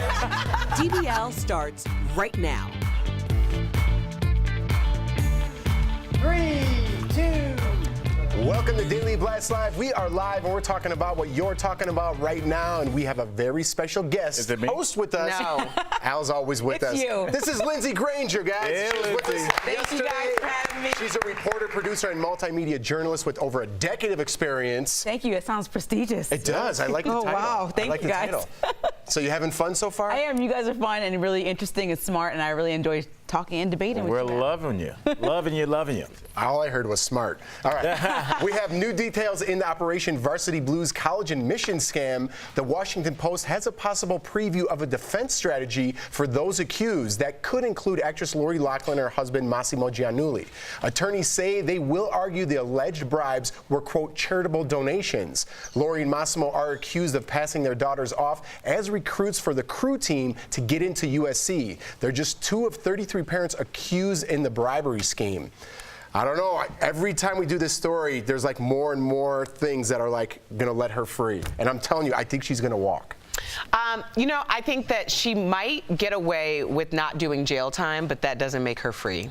And I think what Felicity Huffman is doing by accepting responsibility for her actions in real time, straight in front, she is going to maybe get a swift and severe consequence of possibly some jail time, but she can get it over with, where Lori Loughlin is going to have to wait to see what penance she'll have to pay, because at the end of the day, we all have a penance to pay. And Lori Loughlin just feels like she's above the law. I think this is leaving a bad taste in everybody's mouth. For sure. Like, really, you're just going to pay your way through everything? You're going to pay your kids' way through school? You're going to pay your way through the legal system? Like, come on already. But I think it's a joke that you can pay your way through the legal system. It frustrates me. I'm laughing about this, but it's frustrating. It's frustrating, but you can pay your way through everything in this country, Jeff. And I mean, we're talking about a social penance, and I understand that. But I mean, I think a lot of people that are in jail, or we would all be in jail for this. This is fraud. This is fraud. You are using money to get something to happen that should not normally happen. And if this is allowed to go down, it's going to really look bad on our legal system. I know we've seen this in the past, but I mean, you know, I can't believe that they're going to get away with this, but we're already starting to talk about it like it's already happening. So yeah. Maybe the judge will want to make an example out of her, and then people will realize that this is not the way forward. That's what I'm hoping. If they do, if it's a bench trial, yeah. But if it's a jury trial, I mean, it takes one person. Right now, it's all alleged. That's right. There we go. Speaking of scandal, a new Netflix series is sparking an uproar online. The new series, When They See Us, that follows the story of the Central Park Five. They are the New York boys of color who were wrongfully convicted of rape in 1990. The prosecutor in the case, Linda Fairstein, is central to the story. She played, or coincidentally, she's played by actress Felicity Huffman, who just pled guilty in the college admissions scandal. But now the hashtag cancel Linda Fairstein is taking off on Twitter because for publishers to stop selling her books, they want all that stuff gone. Linda was reportedly a big part in getting false confessions from the teens. She has spent decades arguing against the evidence in the Netflix series, and she's called all of this, quote, a basket of lies. Some real consequences could be coming her way, though. TMZ reports that she could be removed from the board of the nonprofit Safe Horizon. TMZ says the other directors plan to take legal action if the CEO does not. So, I mean, people are upset about this, and rightfully so. I want to say hats off to Ava DuVernay for telling these stories of underprivileged people that we haven't seen and keeping it in the conversation for the generations to come by putting it on platforms like Netflix. And I think that we all need to understand that these kids were done a huge disservice. They lost 6 to 13 years of their lives because somebody who didn't do their job properly. And so, yes, we should cancel her. We should completely cancel her. I'm with that because really she didn't even take the time out to ask these kids the right questions, give them the right type of lawyers so that they can protect themselves. Well, they were railroaded, and they were railroaded because they didn't have resources. And we just talked about just the like idea. Our last story. Yes. Right. We just talked about the idea of there being a penance to pay. There's either you do the right thing up front or later. No one could have stopped down and thought that someone who is in the court of public opinion, not looked at very fondly, of a Felicity Huffman, will be playing Feinstein at this time. I think that is going to resonate in a lot of minds or a lot of people and actually make Linda look worse than she already does. So the fact that people are making strides in order to get her canceled or to make sure that her revenue is taken away is only something that no one could have anticipated, but absolutely deserved. I mean, think about the optics of that. I never even thought about it until you said that, Erica. There is a woman who has allegedly committed crimes, who may be facing jail time, who is playing a woman who committed a crime by falsely imprisoning people, who then went on to make money off of the crime that she committed by getting those false accusations. And Lori Loughlin made money by playing that woman that got those false accusations. That's amazing. that should be on our. That is this country. And people should be upset amazing because taxpayers paid $41 million to this woman. I mean, taxpayers had to pay $41 million to the 5 men because of this trial. So New York City had to pay that, and Mayor de Blasio. So, you know, like, it really cost everybody money because she didn't take the time to do her job. It cost a lot of black men their freedom as well, because they got that term wilding, which then allowed them, but that was when black teens were wilding and going around and harassing white women in the park, which allowed the legislation for stop and frisk to come in, which allowed police officers to stop young black men with going against their constitutional rights, frisking them and then putting them in jail. So, I mean, and the serial rapist was running free the whole time while they're attacking these young men. So. Right. Well, it's interesting. I almost watched it last night, but I'm going to get to it this weekend. So it looks very interesting. I'm glad we're shedding some light on it, for sure. All right, guys. President Trump is in London, as we talked about earlier, meeting with leaders from Prime Minister Theresa May to Queen Elizabeth II. He attended a very lavish banquet last night, so we have to talk about the amazing outfits. Let's get over to our resident Brit and fashionista, Stephanie Jones, with your fashion roundup. That's right. White was the big theme of the night, and whilst it was a white tie event, it was sheer coincidence that the Queen, First Lady Melania Trump, and Princess Kate all wore white. Melania looked very chic in this custom Dior gown and white gloves, and the Duchess of Cambridge wore Alexander McQueen. Now, she always looks stunning, but we need to point out here the sash. It's of the Royal Victorian Order, and this is the first time she's worn the honour. The Queen gave it to her for her 8th wedding anniversary.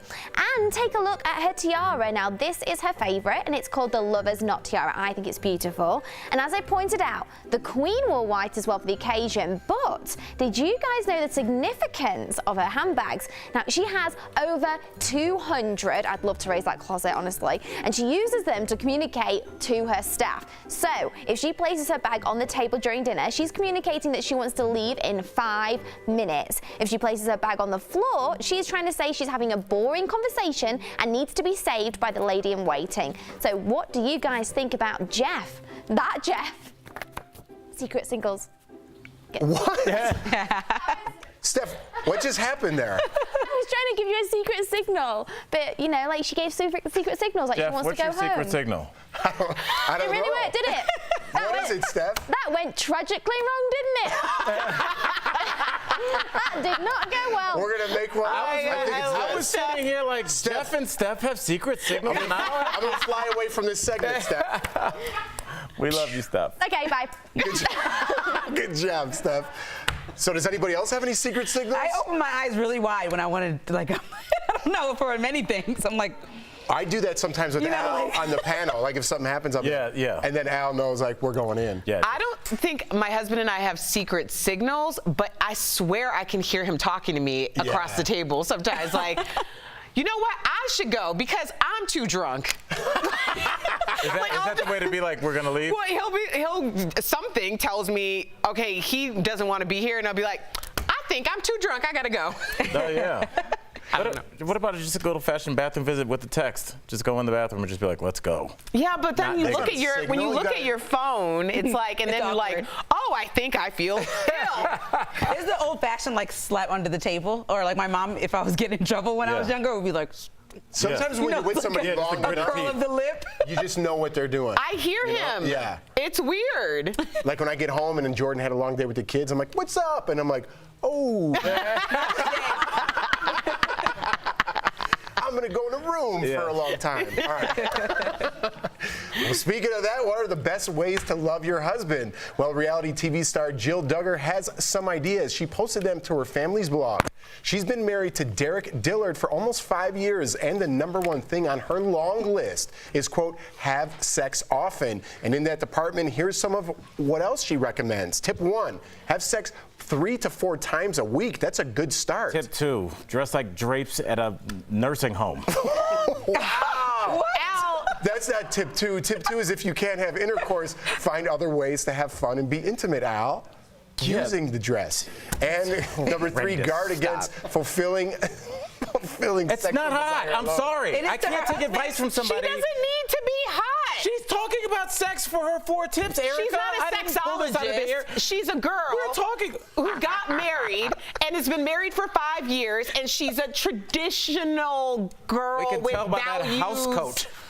She's chasing a squirrel off her porch. I'm sure there's an audience for her. It's just not us. Her audience. Her husband's She said that she has sex 3 to 4 times a week. Imagine how many times without that house coat. Be 14. She does make a point of saying, be always ready, or let your husband know that you're always available, which is a whole lot of BS. I hope she means that on a level like emotionally available. No, she's saying we know that she doesn't. I feel you. We wish. Yeah, Jeff is just like Jeff. Just getting. I'm just welcoming to the party. I'm digesting the dress and everything else. Yeah. It's just weird that she didn't put it both ways. Like, make sure that you guys are both available to each other at all. And I don't think you should be. I don't want to be with my partner if they're not feeling it right then. I don't think Exactly. you're 24/7 to anybody. Exactly. It should be a mutual thing, not the idea. And you don't want to give people the indication that when you're married, that's an obligation. That should be something that you want to do together, not be obligated to just be accessible. Like, what is that? That's weird. I mean, if you want it, just to have it, but if you like really want to do it, I would suggest both of you want to do it. All right. Well, here's something I love it. Here's something Take I can 2 do shots 3 in or the 4 kitchen and get out. Come on, I had a good transition, man. Sorry. You screwed it up. I'm going to do it again anyway. Here's something I can do 3 or 4 times a week. Eat cheese. Today is National Cheese Day. From cheddar, Swiss, brie, or blue cheese, there are so many varieties, but how do you know about the beloved dairy product? How much do you know about it? This is going great. All right, we're going to get some cheese up here. I'm excited. Here's some facts that you don't know. Over 25% of cheese made in the U.S. is from Wisconsin. I think I could guess that. Yeah. And the rest comes from California, Idaho, and New York. And it takes 10 pounds of milk to make just 1 pound of cheese. There are 2,000 varieties of cheese. Should I keep going? And if you love cheese, you're a turophile, meaning a connoisseur of cheese. Connoisseur. Oh, there we go. Or concierge. Or concierge of cheese. That was way too long for us to eat cheese. You know what I mean? There's some cheese here. Now, Let's there's eat some it. vegan cheese. Now, who's going to try it in honor of our own Sam Shocker? I'll try it because I didn't try it last time. Okay. And I thought, I didn't think it was, This one's vegan cheese. bad. You know, I think that vegan people, You don't want to crack? they got sausage right. Oh, it's been greedy. Oh, you don't like Sausage it? Do you like the vegan cheese? You don't like it? Oh. I won't go home about it. It's okay. All right, I'm going to try one of these. I'm going to try 2 of these. Like, you don't have to try. You know you like it. I know I like it. Now, Erica, what kind of cheese girl are you now? No, I see you didn't go after the blue cheese. And what's up with that? No, I put blue cheese in my olives, you know, then dip it in vodka. Okay, there we go. I actually, my favorite is squeaky cheese. What is that? Cheese curds. Oh, that's a those are Wisconsin That's thing. totally Wisconsin. that. You can pick Oh, those it's up at just the fried gas cheese. station. That's all. That's all. There's no other. It's Like fried mozzarella cheese. sticks. Yeah, but without the batter. There's no batter. It's just fried cheese with butter. Yeah, it's delicious. What's cheese curds? Yeah. Well, you have to do Brew City, so it's like fried in beer batter. Okay. Yeah. So good. Gonna have Yes, to try we're it. having some. All right, it's on the to-do list. We're doing it up. Coming up on DBL, we're busting bogus news. White or red meat? Think you know what's worse for your cholesterol? Think again. And did you get 10,000 steps in today? We'll tell you why that's not exactly a science when we come back. Best feet.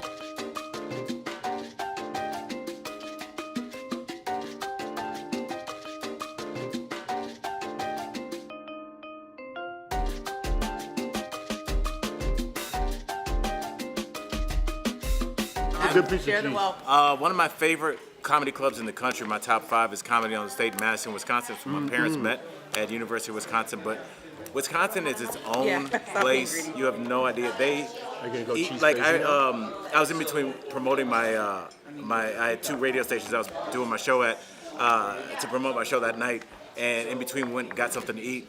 And we were at a breakfast place, and the waitress comes up, and I ordered the breakfast sampler, and she goes, "Now, which beer would you like to pair with that?" I was like, "It's 740," and she looked at me like, like Wisconsin, they drink beer and they eat cheese. That's not a stereotype. They call the Packers fans cheeseheads, and Lindsay, cheese curds are just.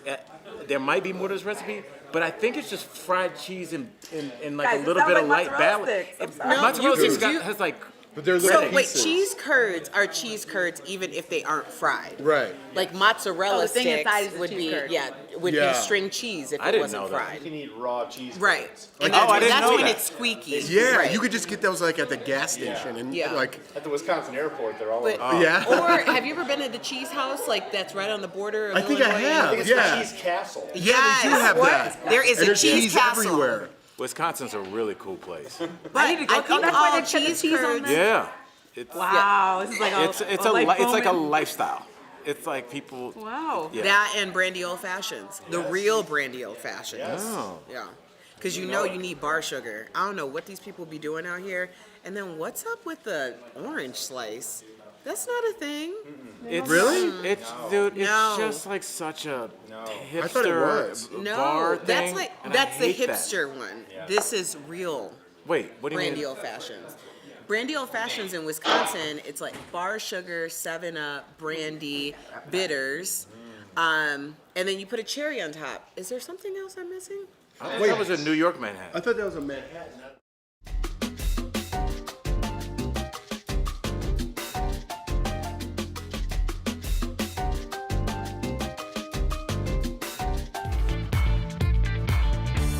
Welcome back to DBL. Just when you think you've got it all figured out, experts will go ahead and change their minds. So we want to get into some hard-hitting stuff all of us are questioning. Let's just get into it. It's a segment we're calling Bogus News, question mark. There we go. Anyone tracking their steps right now?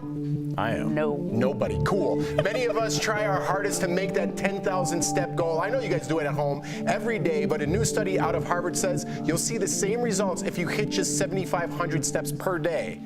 I don't believe that at all. And the funny thing is that 10,000 step goal we all take as gospel was actually a marketing campaign from the 1960s. What's up with this music like we're in an aquarium? I feel like I'm on an alien deep thought ship. conversation music. We're on an alien ship because this is insane. No, I believe this. Like, say because listen, if you're working out and not getting a result past a certain point, then you can understand this. As a person who worked out and hit my max result without doing that same workout, I gotta switch it up. But are So you burning the more steps are not gonna- calories taking a 10,000 steps as opposed to 7,500 steps? No, it's about how it affects your body. At 7,500, the effects stop.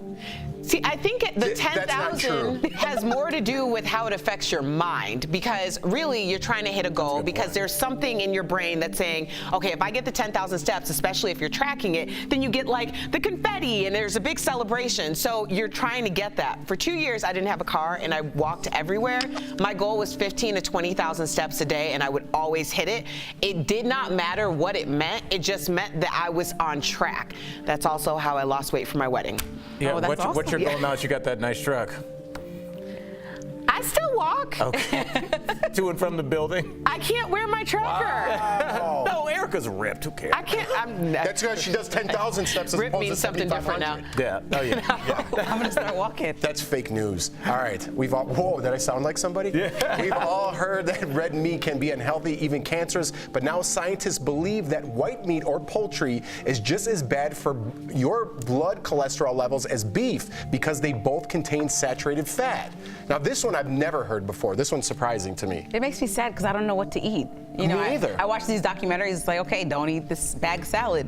Don't eat shrimp. Don't eat, like, what can I eat? Yeah, and don't even get me started on an egg. Eat the yolk, don't eat it, eat the white part. I mean, when I was growing up, it was just like milk does a body good. Got milk, remember those ad campaigns? It's like I had a glass of milk every day, and then everybody's like, that did nothing.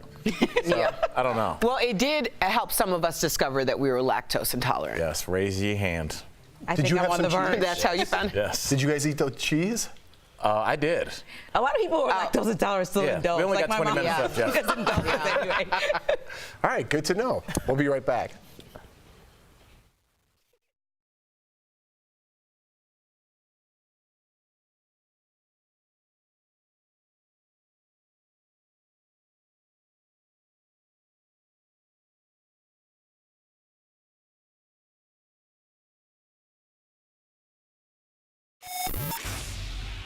You guys, DBL Nation, I've been getting a couple challenges. How fast can you do your makeup? And today we're gonna find out. So I'm gonna start right away right now with a little bit of Tatcha Eye Pro Cream. This guy is going to help for brightening. This is what I use every single day instead of a concealer. It's gonna make sure that I look nice and awoke underneath my eyes. Quick and easy way for anyone at home that doesn't wanna use a concealer to still get a hydrated and brightened finish and actually get some skincare in their makeup. This isn't just a concealer, it's an eye cream once again with a tint. I wear the shade Candlelight from Tatcha Harper, but you guys let me know what you use. Now next, I'm going to use Kosas Facial Oil Foundation. This is amazing if you live in a dry climate like myself here in Colorado. And I'm gonna take this foundation, I'm gonna put it onto a powder brush, and this is great for spreading out coverage. I actually got this trick from my husband, Ty J Banks, I see you out there. And you're gonna just get this even hydrated glow for your foundation. Is this for camera? Probably not, but great for everyday wear if you're working in an office, if you're working just anywhere except for in front of a camera, you should totally have this foundation. I got this about 3 weeks ago and it stays on my skin all day. And notice I'm working with makeup all day as well. I get hot, I get nice and warm through the day, I'm moving around, and still this foundation goes all over my skin beautifully. I barely even have to look at it and it looks like butter, guys. So that's gonna be my Kosas Foundation Oil. Next up, I'm gonna take a little bit of a loose powder foundation and we're gonna blend this guy all over to set that foundation. Now, you might be asking, why are you gonna put a powder on top of foundation or on top of an oil if you're dry? I still wanna set it. I don't want this guy to move all over my skin, so the powder is going to help to make sure that. Welcome back to DBL. Today's Heart Threads is all about second chances. Watch how a sweet dog is changing lives after surviving a house fire. Our co-host Brandon London has the incredible story. This dog survived severe burns from a house fire. Now she's going to help others who've suffered just like her. Lexi Ann arrived at the Rough Start Rescue in Minnesota in poor condition. The fire took the lives of her puppies and left burns across her body. And her previous owners thought their only option was to put her down.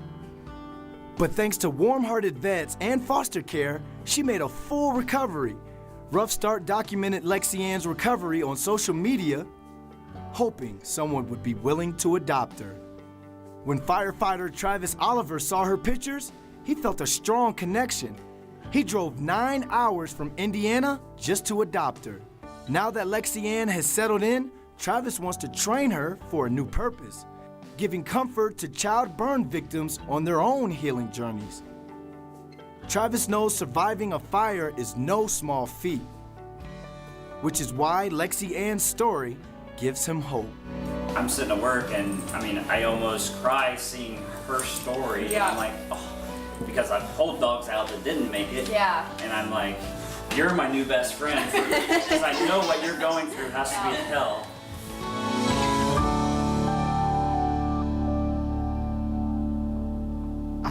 We all cried seeing her story, but what a beautiful ending. We'll be right back. Promote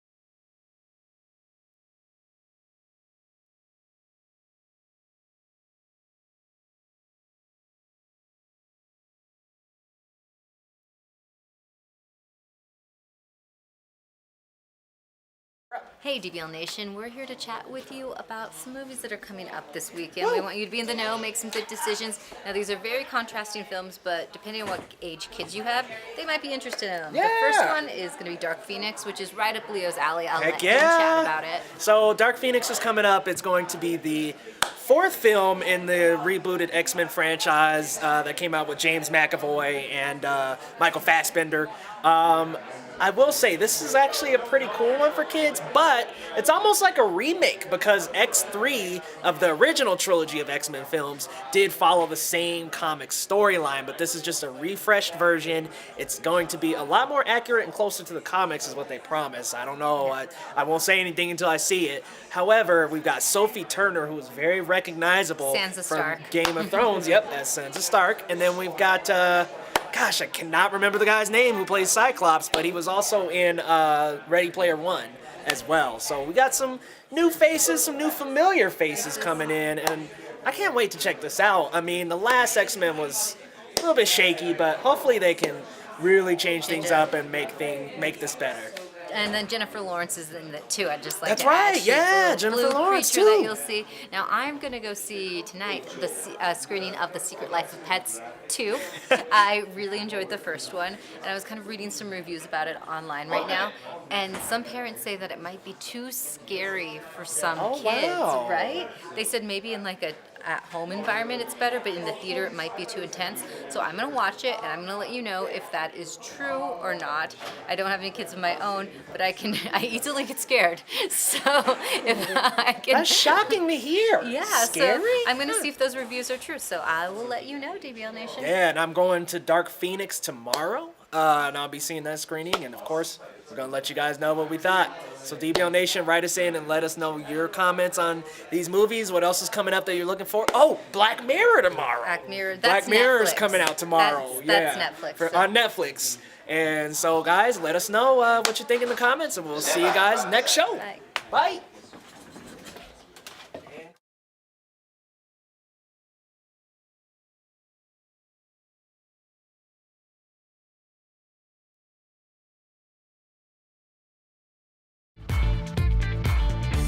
Welcome back to Daily Blast Live, the Cleveland Browns football team. Football.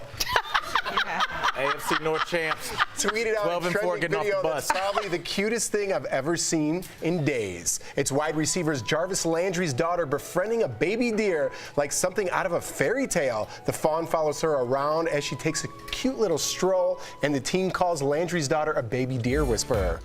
Oh, yeah, that's right. So cute. How cute is that, Al? Yeah, I'm loving that. And I mean, that deer knows to follow a winner. And it smells a lot of victories up that driveway. That's what deers go after.